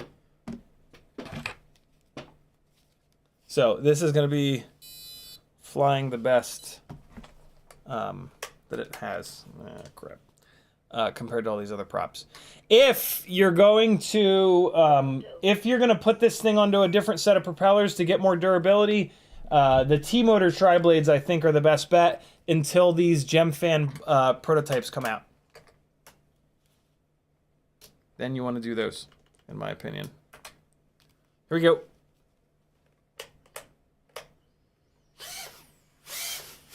All right. So I want you guys to listen to something. I want you to listen to the sound that it makes when I come off the throttle. All right? I'm going to blip it up and down here. I'm going to go full throttle, and I'm going to come off the throttle. And I want you to listen to how noisy it is after I go to 0 throttle. That is because these propellers are all bent up now. When you get more vibrations in a rig, one of the first ways that you can tell that the rig is starting to get pissed is by blipping the throttle and then coming down to 0 throttle. The motors should spin down to idle very quickly and cleanly. And then the whole time that the rig is falling, they should be at idle. Now that the props are bent up, listen to what you hear. You're not going to hear that. Unfortunately, this... No, hold on. Ready? Listen.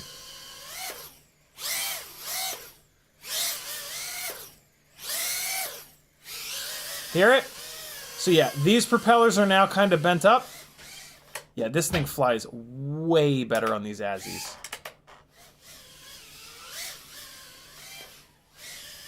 The tune is now janky, but that's because of the oh god. That's because the props are now all bent up.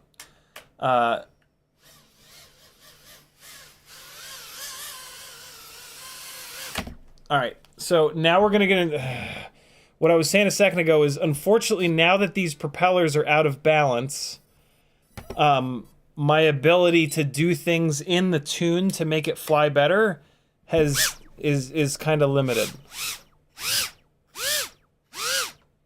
All right, so it's motors 3 and 4 that are the most... To check which props and or motors are most vibey, hold the rig in your fingers, go into turtle mode, and spin each motor up individually, and you'll feel which ones are vibrating the hardest. And in my case, it's motors 3 and 4. So let me see if I can kind of straighten those props out a little bit. Man, it's hard to do it when the props are inside of ducts. It's really tough. Oh, wow. Yeah, this prop is just hosed. Yeah, man, I just... It's great. The Azzies fly so nice, but man, this The fragileness, yo. The fragility, yo. Alright, so they just skim the top of that thing. Okay, so yeah, that one is definitely bent too low. Push that one up a little bit. Okay, alright, so that one's looking a little better. That one's too low, that one's too low. Problem with them is their pitch changes, and that's one of the things that makes them vibrate so much. That's about as good as I can get it. Let's do some stuff in Betaflight real quick here. I'm going to show you a couple of the tips and tricks that I use to get tiny whoops to fly better. The big thing is PID sum. The PID sum is how much power the PID loop is allowed to ask for. And the default setting is fairly low. So you come into the CLI and you type get PID-SUM. Get PID sum. Hit return, and it's going to give you the PID sum values. Right now, out of the box, the PID loop is only allowed to ask for 50%, that's what 500 is, out of 1,000, of the pitch and roll power available to the rig. On yaw, it's only allowed to ask for 40%. So we're going to move those all the way up to 1,000. We're going to let the PID loop get full power from the ESC. And that's going to make a huge difference. So we're going to type set space PID sum underscore limit. And instead of 500, we're going to do 1,000. And we're going to hit enter.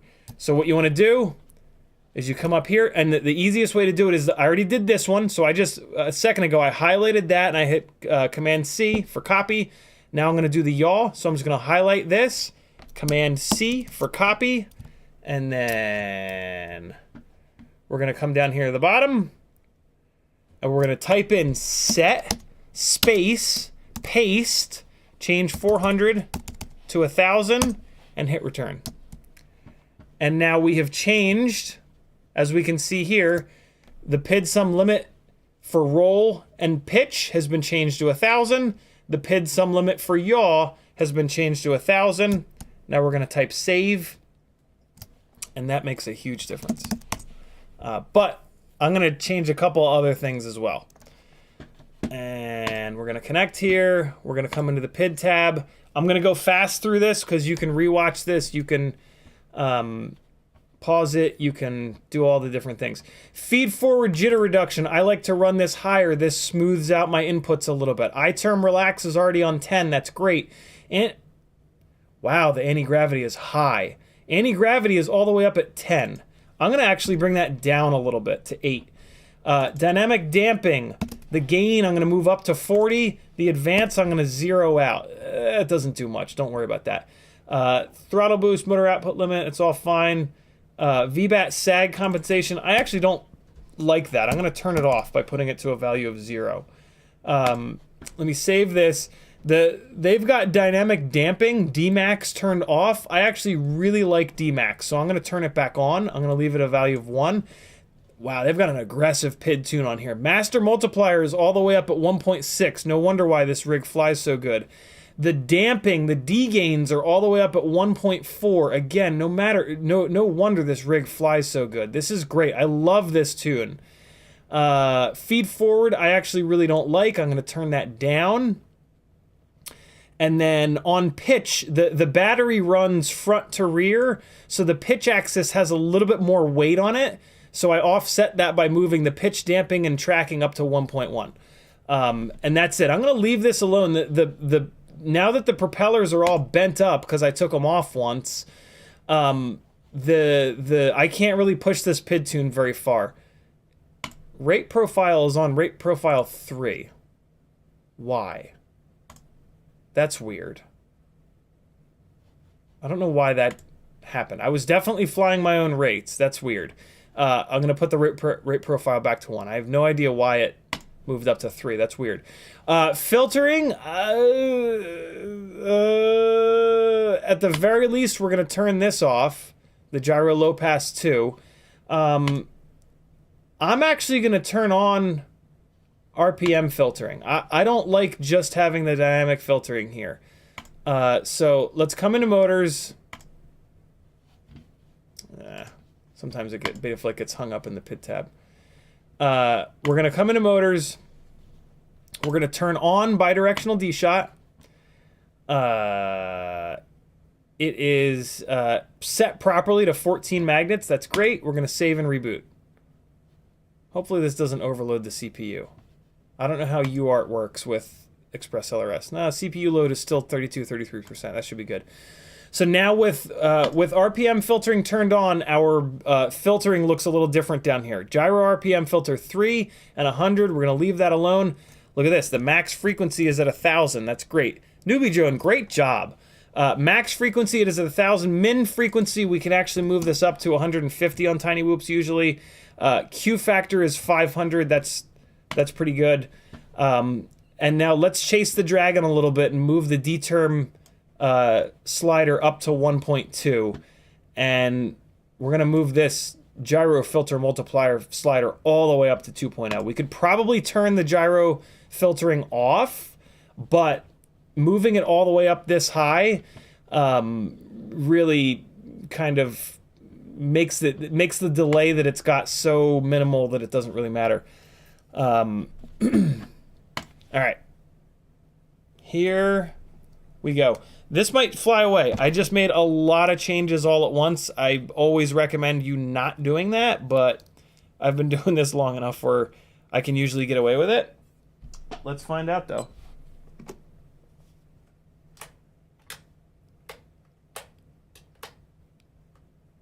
What? Boot G race. The hell does that mean? Does it not have a version of... does it not have...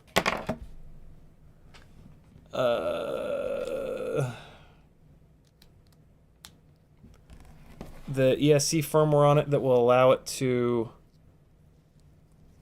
work with RPM filtering? Let's check. So we are going to pop open a browser window here. We're going to go to esc-configurator.com and we're going to hit connect up here. We're going to hit read settings.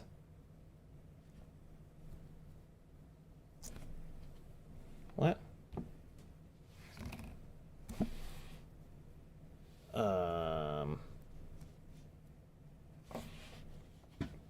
What's happening? Little buddy. Ooh, this is weird. Hold on. Maybe that battery's dead. Let me hook up another battery. Well, let's unplug the rig, reset the flight controller. All right, plugging the rig back into USB, and now plugging a battery in. We're gonna hit connect. Oh wow, it is not finding the other ESCs. Oh, sorry guys.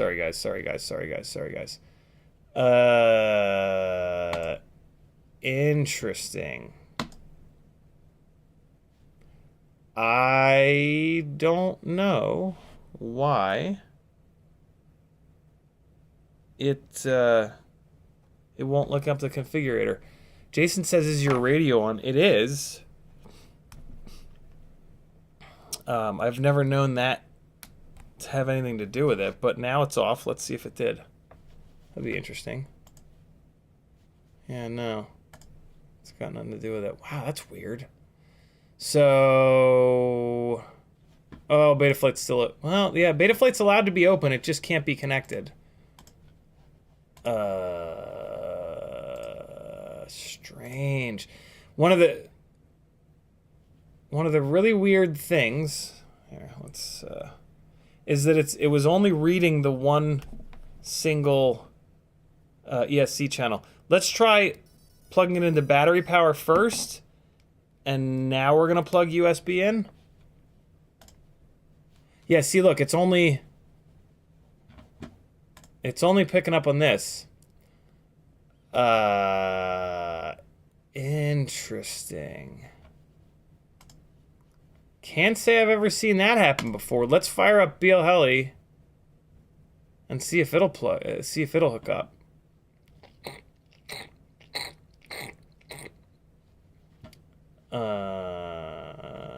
Weird.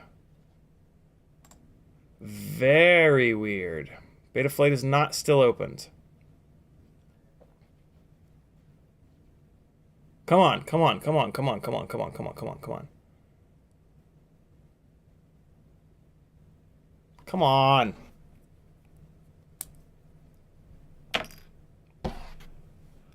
I don't think I've ever seen a rig that won't hook up to wow, BL Heli, really? You're just gonna sit there like that? Okay. I see you. There it goes. There it goes. And it just bombed.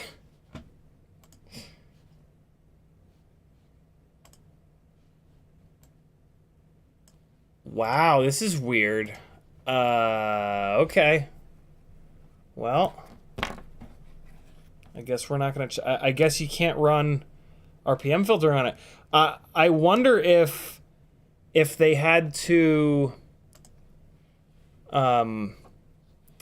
I wonder if they had to do some weirdness with the ESC. The previous AcroBees were fine.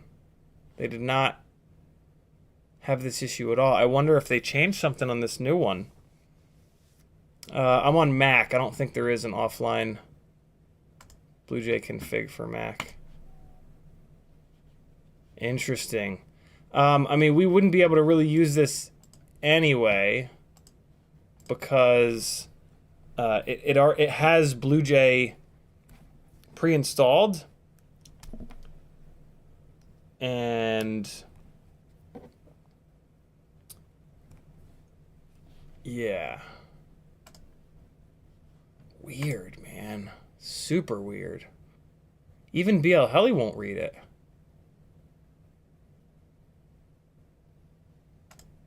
Strange. Okay, I guess we're turning off RPM filtering. That's a little disappointing. I kind of live and die by RPM filtering, and I am a big believer in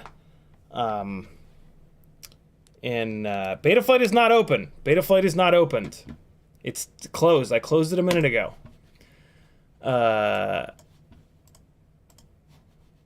Very strange. Let's oh boy. What the hell does that mean? Custom mixer? Mixer mode? What? We ain't using mixers, bro. Let's come into setup and take a look at the arming flags. Yeah, so there's this boot grace time. And then there's ESCs are capable of firmware support bidirectional D-shot. Yeah, so there's this boot grace time. Let's just try it one more time because it was giving me that boot grace warning. Let's just really quickly try this here. Fire up my transmitter. Hey, it is now 9:01. Go watch some Bot Grinder, friends. I'm just gonna finish up here. I got a bunch more to do. We're gonna keep going because I want to get these motors on. But yeah, I am now officially on Bot Grinder's time. So go get you some bot. All right, let's see. Boot grace and RPM filter are the two arming flags that are... The boot grace time doesn't really make any sense. The RPM filter warning flag does make sense. Oh, look at that. Look at the big brain on Bobby Bags. There's another version of ESC Configurator called Preview ESC Configurator. And And if the ESC has the B51 chip, you need to use that. Wow. How do you get to that, Bobby Bags? Interesting.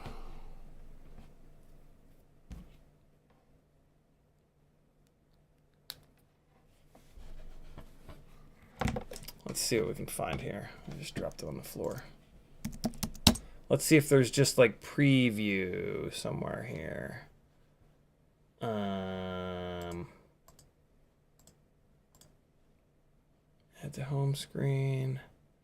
This tool's beta.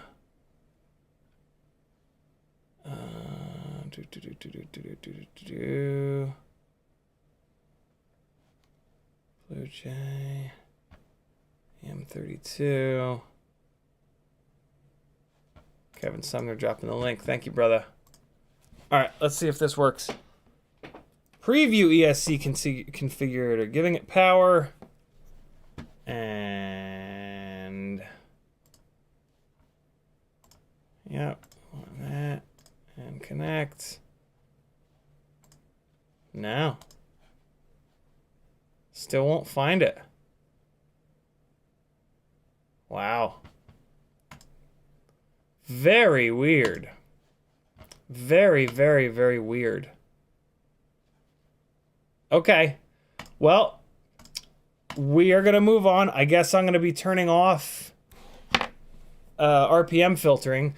So the reason why I'm spending so much time on this, to be completely honest with you guys right now, is that my plan for this AIO was to put it into the tiny lifters. And if I can't get RPM filtering on the tiny lifters, that might be a deal breaker. The new dynamic filtering is really good, admittedly. But man, I really prefer RPM filtering. So I just turned off RPM filtering in the motors tab. I'm gonna come into the PID tuning here, and all right. So the PID tuning went back to normal, 150 min, 1000 max. I'm gonna leave these sliders. I pushed these sliders up considerably, but I'm gonna leave them, and we'll see if it behaves.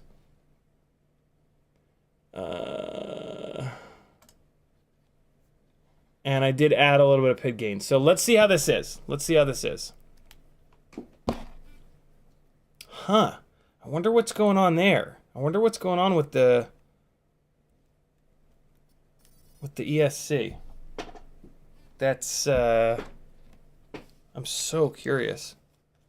All right, here we go. So this is with those changes that I just made. PID sum is maxed. I moved up the pitch P gains a little bit, and it flies away. 0 throttle, and it's still flying away. Yep. So man, I'll tell you what, the PID tune that they ship it with is close to the limit of what's possible. My recommendation to a newbie drone is actually going to be to back that PID tune off a little bit, because a new person that gets a bunch of hair in these propellers, removes the propellers, bends them up like I did, and then puts them back on, they're gonna potentially have flyaways. All right, so I'm gonna put the PIDs all the way back, and I'm gonna put the filters all the way back. I'm gonna turn Dmax off. Save that. So the PIDs are now exactly where they were. And I'm going to pull the filtering back down now too, all the way down to 1.0. And then I'm going to pull this back down to, I want to say it was at 1.7. I'm going to turn gyro low pass 2 back on. So now, and I'm going to move this minimum dynamic notch minimum back down to 100. So now we're back where we were, other than PID sum being turned up. Let's see. It might still fly away. PID sum makes a big difference. You know, we've doubled the amount of power that the PID loop is allowed to access from the ESC. Let's see what we got. I think we should be fine, though. Yeah, we're good. All right, cool. So you can move PID sum up. Man, this thing is low on power. All right, I might be taking a walk on this one. Yeah, I'm taking a walk. Hold on. Be right back. Wow, okay. So we just learned a whole bunch. I would definitely recommend moving PID sum up in terms of pushing the PIDs. I mean, with different, well, you know, we're about to go down that road pretty seriously. Hold on, let's fly the rest of this battery at least.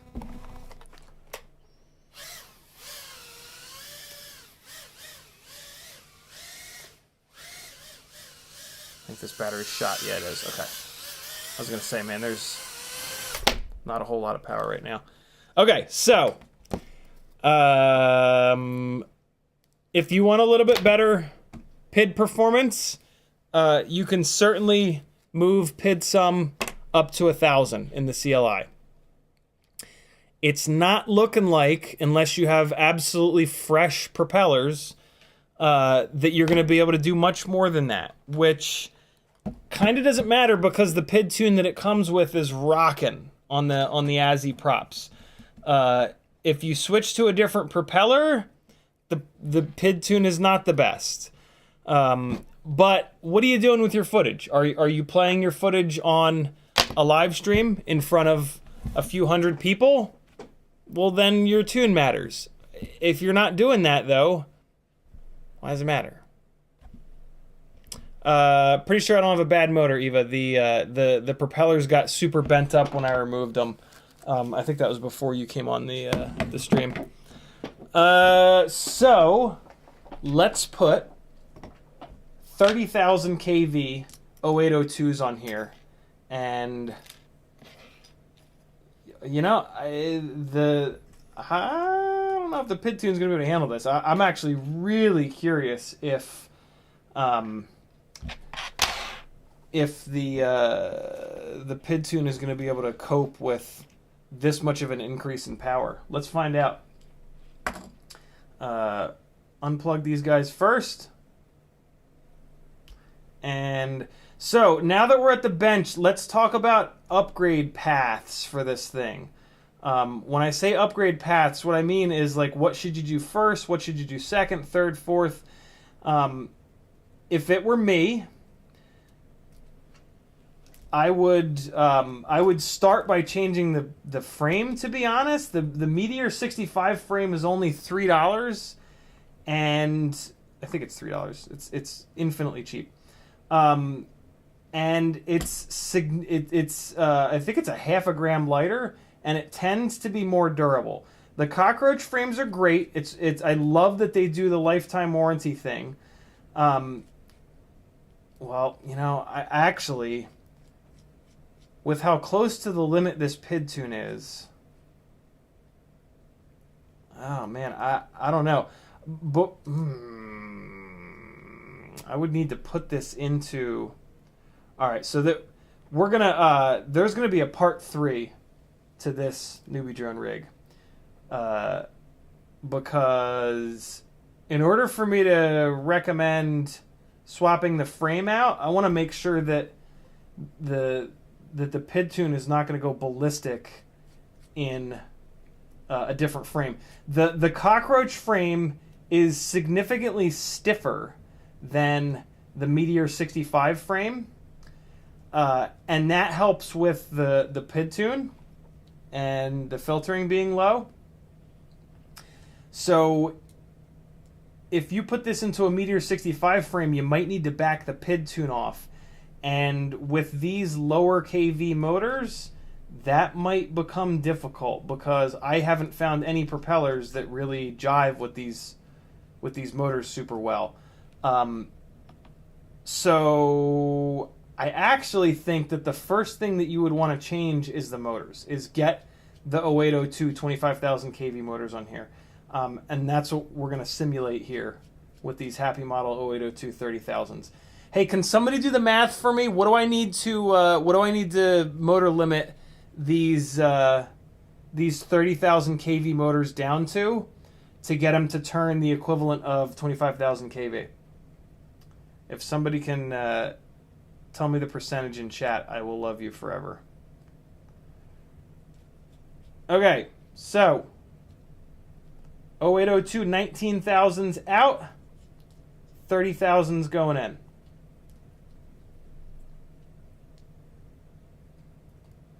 Hopefully. There's a chance that this motor wire isn't going to reach. Hold on, I'll tell you in a second. Is that going to reach? Oh boy, just barely.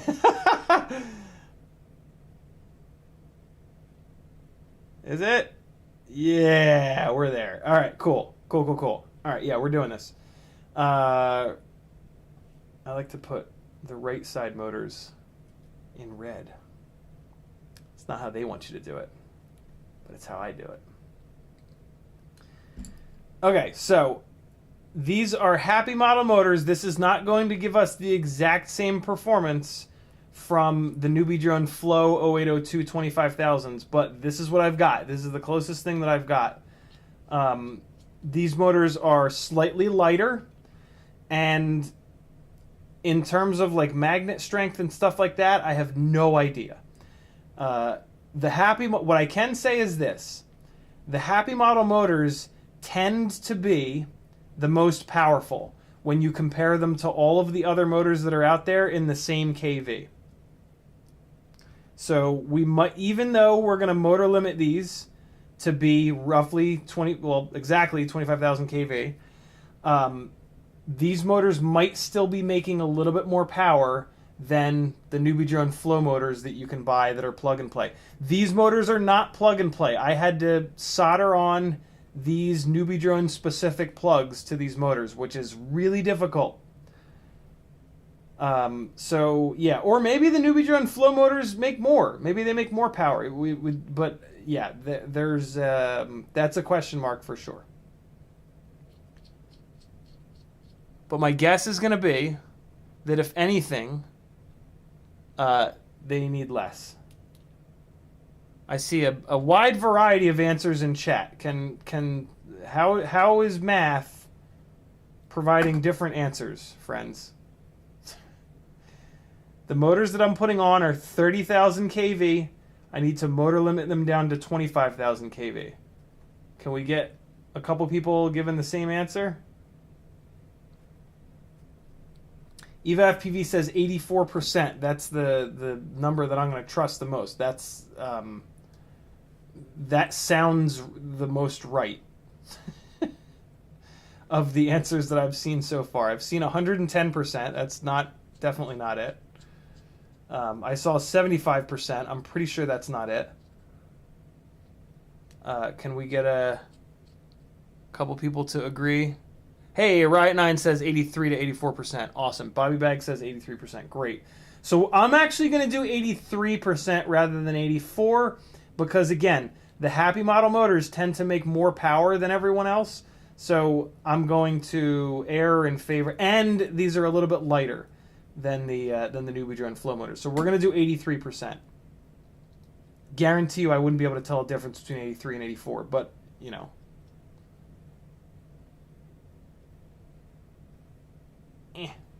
In the interest of attempting to get it to be as close to dialed as possible, we shall do 83%. So now what we do is plug it back into Betaflight and make sure that the motors are spinning the right direction, because they probably won't be. And we're going to fire it up on the 250 mAh batteries. Again, to give it the best possible chance at performing really well. So we're going to do 83% in the motor output limit. That is going to effectively bring these things down to the equivalent of, OSD is not what I want, of 25,000 kV. And so we're going to come in here to motor direction. I understand the risks. Wizard, start and spin. Let's see who's spinning the right direction. 1 is wrong. 2 is right. 3 is right. 4 is wrong. So 1, reverse, 4, reverse. Let's just recheck them real quick. Yep, 1 is correct, 4 is correct. Stop motors, close, and... okay, now I gotta throw some props on. And the props that I'm gonna be going with here are the Gemfan biblades, because the flow props, if I have to take the Newbie drone Azzy props, rather, if I have to take them off and on again, they're gonna get even more bent up. And I'm trying to avoid that.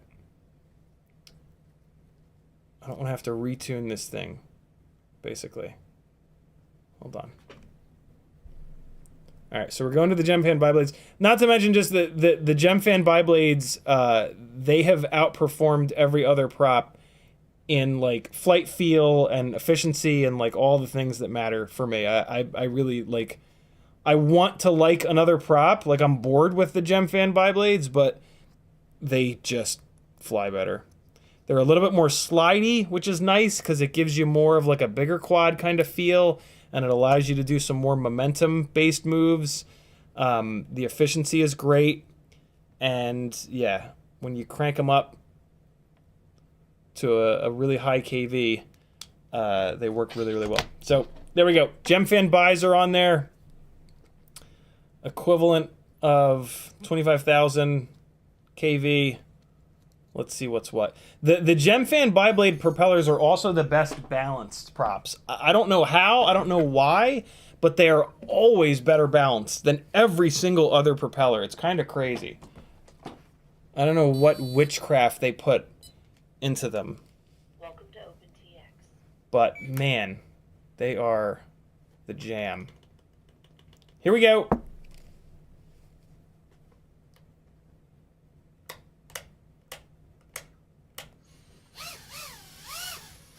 Pidtoon's a little angry. These motors are not fresh. These are motors that have been beat up a little bit. All right, so we have a huge improvement. Well, P-switch. What the hell is that? Man, the OSD is losing its mind. I'm not going to say a huge improvement in power. But there's more power for sure. Let's get it upstairs. Oh boy. Oh, fuck. Never good when it shuts off on a crash. Hold on. Whoopsie. Alright, let's try turning it off and on again. All is right with the world. Alright, so let's see if we can get this thing up the stairs successfully this time. What do you say? Man, the OSD is really struggling. There it goes. Well, that's gone.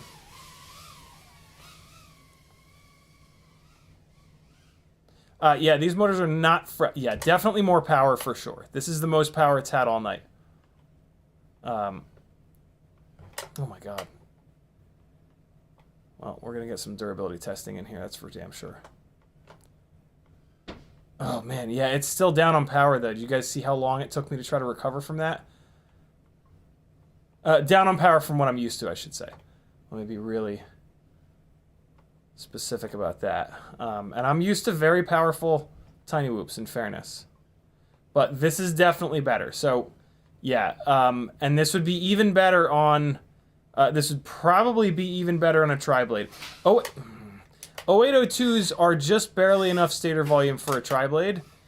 Maybe we'll try this on those T-motor props. On those T-motor tries. Before we crank this thing up to 30,000. Well, so let's do this. We're gonna, if I crank it up to 30,000, it's gonna ruin my perception of it. So I'm gonna pull these props. I'm gonna put the T-motor tries on, and yeah. Bobby Bag says try with Azzies that are not destroyed. There is no such thing. As soon as you take Azzies off, they're destroyed. I mean, yeah, no, we're going to move.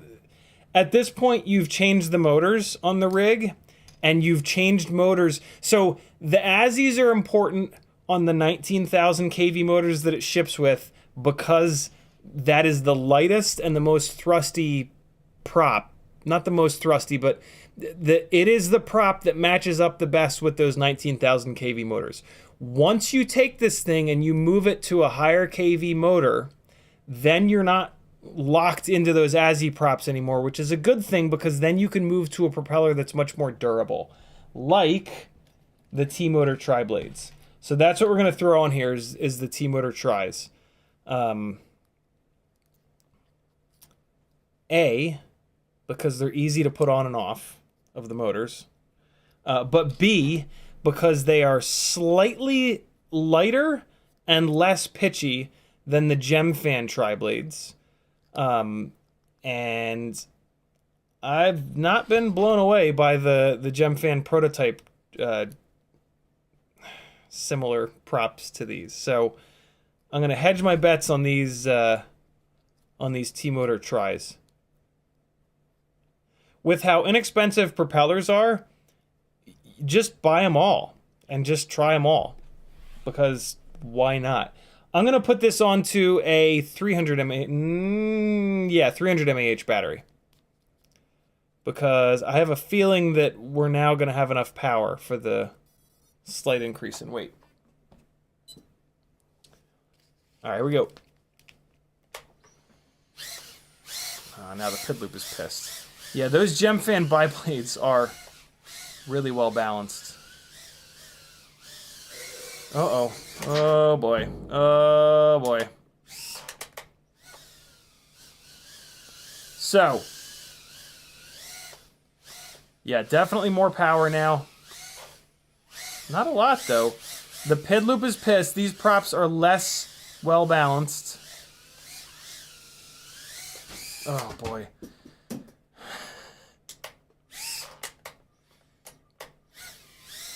Okay, there's a couch there. Who put that there? Let's try the impossible power loop real quick.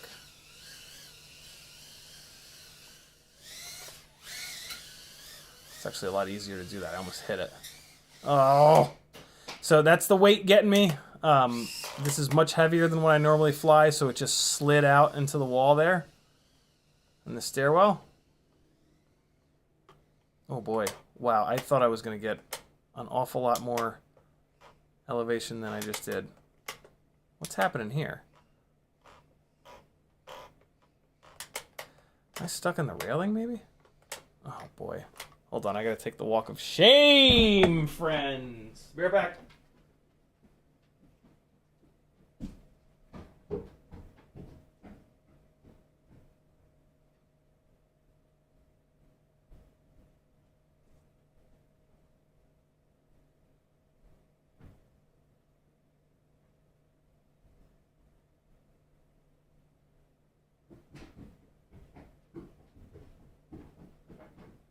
So basically, I just realized what we're going to do. The next live stream, the part 3, is going to be upgrades. We're going to put BT 2.0 on it. We're going to dig into motors a little bit more. Maybe we'll try a set of 702s on it to get the weight down. We'll try a Meteor 65 frame to get the weight down. Oh boy. So these motors are definitely helping a little bit, but, oh boy, it still needs more. And so we're going to do that by cranking this thing up to full kV, which is 30,000. So here we go. Next step here is to put this back onto biblades. I'm not super impressed by it on these T-motor tris, if I'm completely honest. It's definitely a little bit better, but I'm about to show you the trick with tinywhoops. And the trick with tinywhoops is KV, like just straight up. They just need KV. KV and biblades, and they kind of work together. Like, you need a lot of KV for these tiny little biblades. The biblades are great because they're very durable, and they're very efficient, and they're a little bit slidey, which for freestyle is what you want, because these things don't have much mass to kind of travel around. And they're beautifully balanced.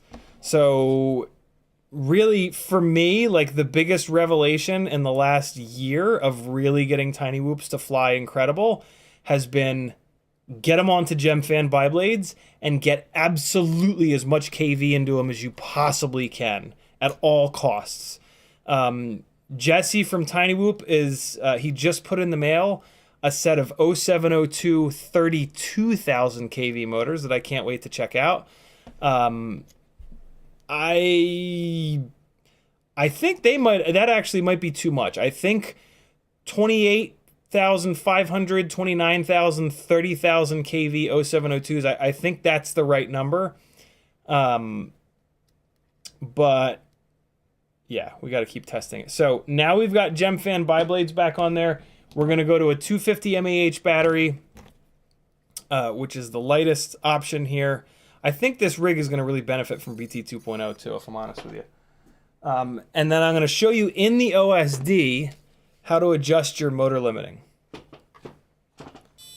So, get into the OSD, you go into Profile, you go into Miscellaneous PP.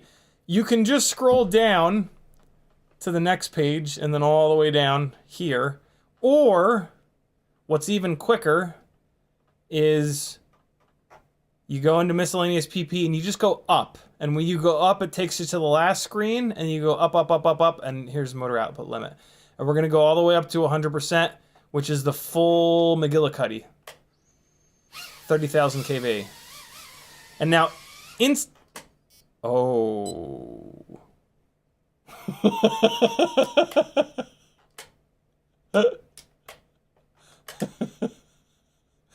Hold on. Oh, no. It is not happy about that. Okay. Bueller? All right, well. So that's not a desync, friends. That is much worse than a desync. That is, So what I was saying is instantly the PID tune is better. Oh, wow. Wow. Anything over 50% throttle. Oh, wow, it stayed off this time. Anything over 50% throttle, and it is just shutting all the way off. I can't say I've ever seen this before.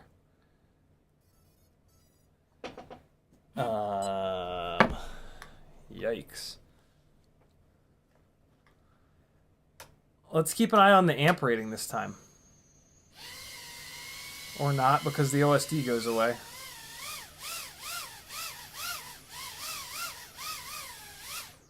Oh, man. Yeah, okay. So don't put it on 30,000 kV 0802s.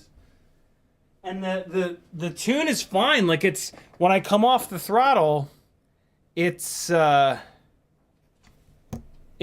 noisy. So, like, this is not a... The tune is too aggressive issue. Let's turn it down a little bit. Turn it down to 90%. See what that does. Wow. What? What is happening here? That's... And now the tune's getting a little angry.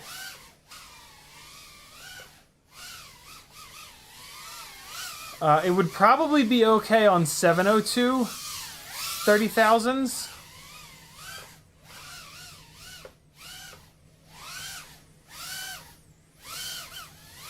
So it's already at 90%.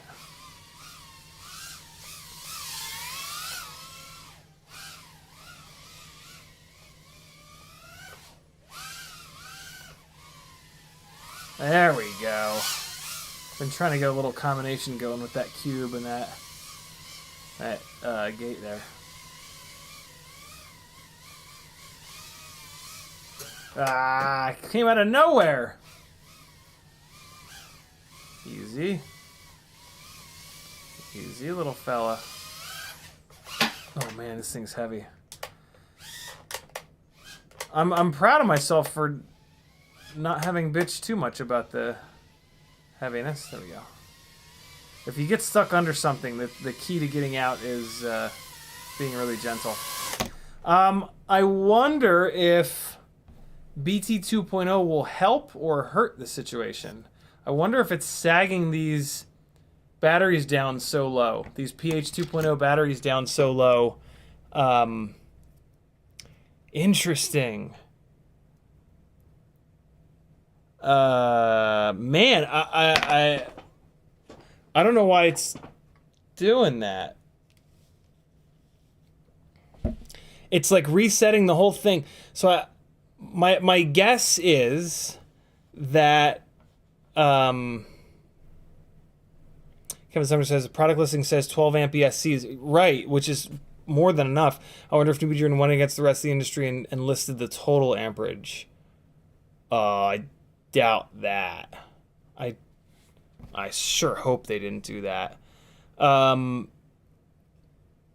They certainly didn't do that on like the V3 or the V2, because I've put tons of amperage through the V3 and the V2 with no problem whatsoever. I can't imagine that they did that. I cannot possibly imagine that they did that. I think my guess is going to be that let's try it on a 300 mAh battery. So that was on a 250 mAh battery. Let's try it on a 300 to see if it's better. I think it's sagging the battery down so hard. I think PH 2.0 can't keep up with it. And it's just, yeah, it's just sagging the battery down to hell. And because because the entire flight controller is shutting off. Everything is shutting off. So let's go back into the OSD here, up. And I'm going to go all the way back up to 100, to hell with it. All right, let's see. And we're fine. Yep. It's a PH 2.0 problem. The tune is super pissed, which I could totally fix. I mean, we're going from 19,000 kV. Oh god, we're going from 19,000 kV motors to 30,000. So of course the tune is going to be a little bit raucous. So yeah, this is a PH 2.0 problem.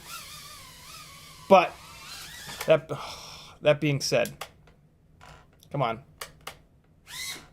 Oh yeah, now we got some power again. Let's get this fucker upstairs and use some of this power. What the hell did I hit? So we've still got good throttle resolution. And this is without a throttle curve, which is kind of cool. It's nice to not have to rely on. Oh yeah, this is so much better now. Ah. So close. Yet so far.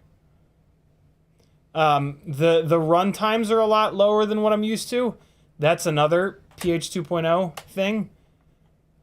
So yeah, part 3 live stream is going to be BT 2.0.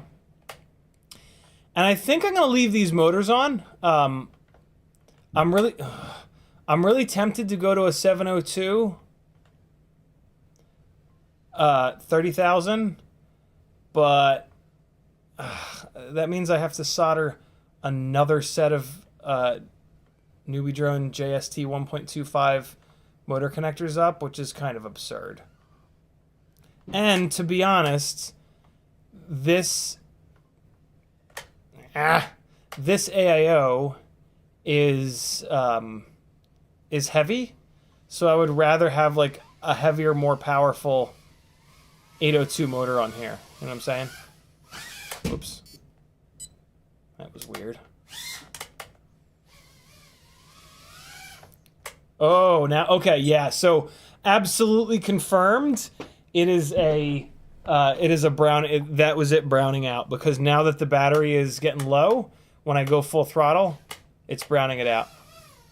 Yeah, so that's what we call a brownout, is what we were experiencing with the 250 mAh battery on these 30,000 kV motors. So there's your pH. There's one of the main limitations of pH 2.0 is that it adds so much resistance to the system that you can't run these crazy high kV motors without the damn thing browning out. Super interesting. Good Lord, we covered a ton of ground last night. Apologies to Bot Grinder. I am all over his time slot right now. Go watch him and throw him some love. Tell him I still love him, and I apologize. Don't tell him anything. Just live your life. But we had a lot to do. We had a lot to do on this rig tonight, and I think we learned a whole bunch. I'm very confused about the bidirectional D-shot thing, and why. Yeah, I don't get that. I don't get that. I would really and you know what's interesting is that the PID tune is really dialed for the ASI props, but I want although you know what, the tune is, well, see, we're running into issues with the tune. Oh, and it's broken. The goober canopy broke.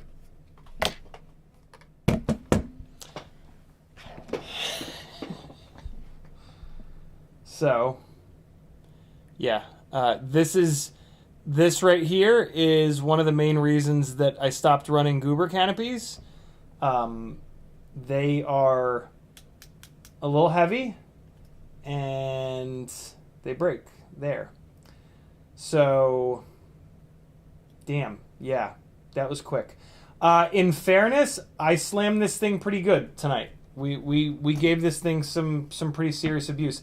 Hey, I've got the new cameras and the Ultimate Freestyle Tiny Whoops, and I've got 2 batteries charged up. Let me, for anybody that's new, let me show you what I normally fly and what I consider to be the best indoor freestyle Tiny Whoop that exists. Certainly the best I've been able to build. This is a Mobula 6 ELRS with... this is the one with Weebleed FPV 0702 28,500 kV motors. These motors are sold out at the moment. You can get Tiny Whoop 0702 30,000 kV motors, and they are every bit as good. You could argue that they're actually even better because they've got a little bit of extra kV, which you can turn down if you don't want it. If you want 28,500 kV, you just motor limit it down a little bit. So yeah, this is what I'm used to. This rig is 19 grams dry. The Newbie drone rig is 22 or 23 grams dry, I want to say.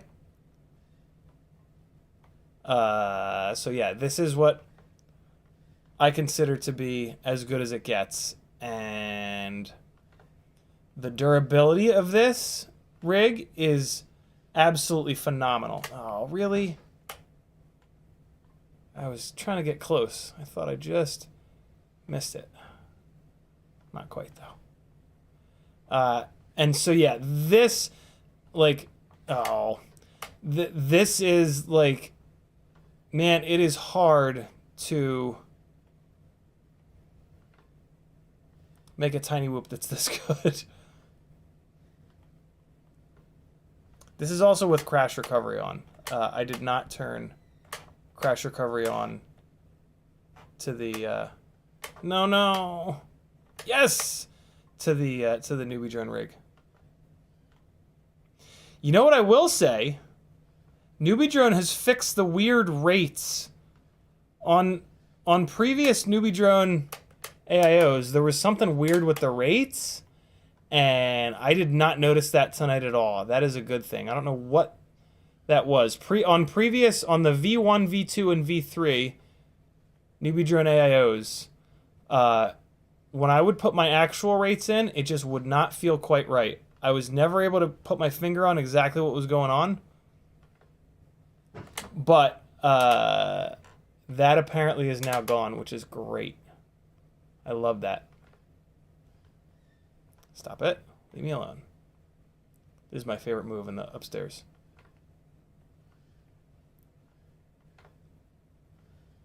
This is what really lightweight, really high power tiny whoops allow you to do. Just like full three-dimensional stalls and like all the stuff that we do outside, but in the house.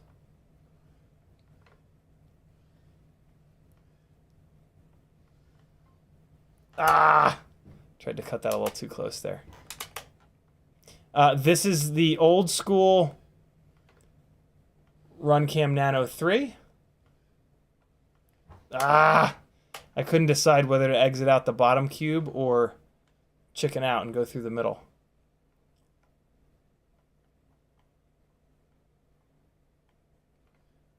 Yeah, so this is the old school Runcam Nano 3, which is awesome because the picture is one of the I think maybe there are cameras with a slightly better picture, but this one fits in the Mobula 6 canopy, which is, I haven't been able to kill the damn thing. It's really, and it's very lightweight. The Mobula 6 canopy to me is the best canopy that exists. Look at this runtime too. The runtime is partially from the lightweightness. It's also from the biblades. Oh god, here we go. We're falling down the stairs, friends.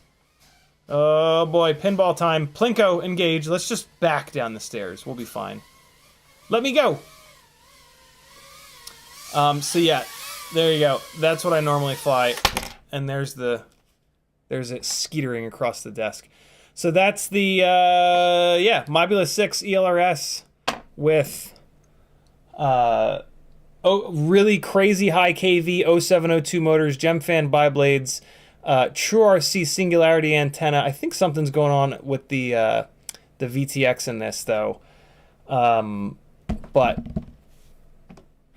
this rig has been through an awful lot of punishment. Both of these guys are probably up in the 500s, like 500-ish batteries, and I fly it like that all, like, constantly. It is just constantly bouncing off of walls. Maggie's previous rental house had this amazing dive area, and yeah, just like utter torture. So the bar is set very high by this rig, admittedly, and in all honesty, I can't believe how good this is. I really thought that yeah, I thought that I was gonna have a hard time like finding positive things to say about this. Yes, it broke. Yes, we couldn't get the ESC hooked up. Yes, it didn't like any other propellers than the Azzies, but that's like, I'm holding it to like an infinitely high standard, right? So like for most people, you'd be really happy with this. So yeah, BWNZ, rewind the video. We tested it on and talked about lots of triblades. So yeah, man, this is shockingly good. $160 is a lot of money, admittedly, but it's a high quality product. It's got an ELRS T antenna. God knows how far away you could fly it. And I think once we get BT 2.0 on here, and maybe get it into a lighter frame, and I'm gonna have to replace the canopy. At this point, I'm gonna replace the canopy with a Mobula 6 canopy, which will save a little bit of weight. So yeah, next on part 3, this is part 2 that you're in right now. On part 3, we're gonna swap the frame out. That's gonna save a little bit of weight. We're gonna swap the canopy out. That's gonna save weight and it's gonna make it more durable. We're gonna move it over to BT 2.0. And I think that's it. I don't think that I'm going to solder up another set of JST 1.25 motor plugs on a set of 0702s for this guy. I don't think that I'm going to do that. That's a bit much, especially because this AIO is going to go into a tiny lifter. This AIO is not going to stay in a 65 millimeter rig, because for a 65 millimeter rig, this is it.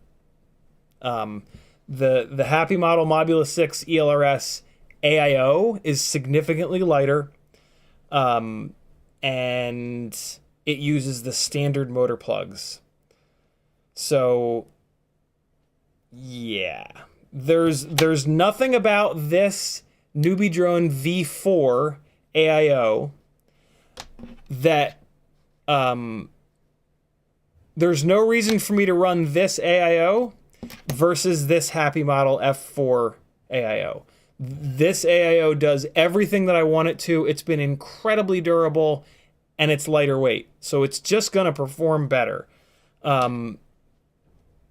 You could argue that this AIO is going to have better range because of the T antenna. I don't care about range. I'm flying around the house. So yeah, I'm going to use this AIO in the spot that it's going to do a better job, which is in the tiny lifters. June Logo says he's most certain that the receiver is making the OSD flash. The built-in receiver to this, the ELRS receiver? Interesting. There you have it, guys. Thanks for hanging out. Newbie Drone V4. Good product. Needs the 25,000 kV motors. A lot to like about it. I love that it's purple. All right, friends. Thanks for hanging. My name's Aaron Ciotti. Everybody calls me Ciotti. Head on over to CiottiFPV.com. I rely on people like you to support me. I follow the same model as Joshua, where you don't rely on companies to send you free stuff and to pay you, because then if you do a bad review of that company's product, they get pissed or they stop supporting you or whatever. I let you guys support me so that I can say all the horrible things about all the products.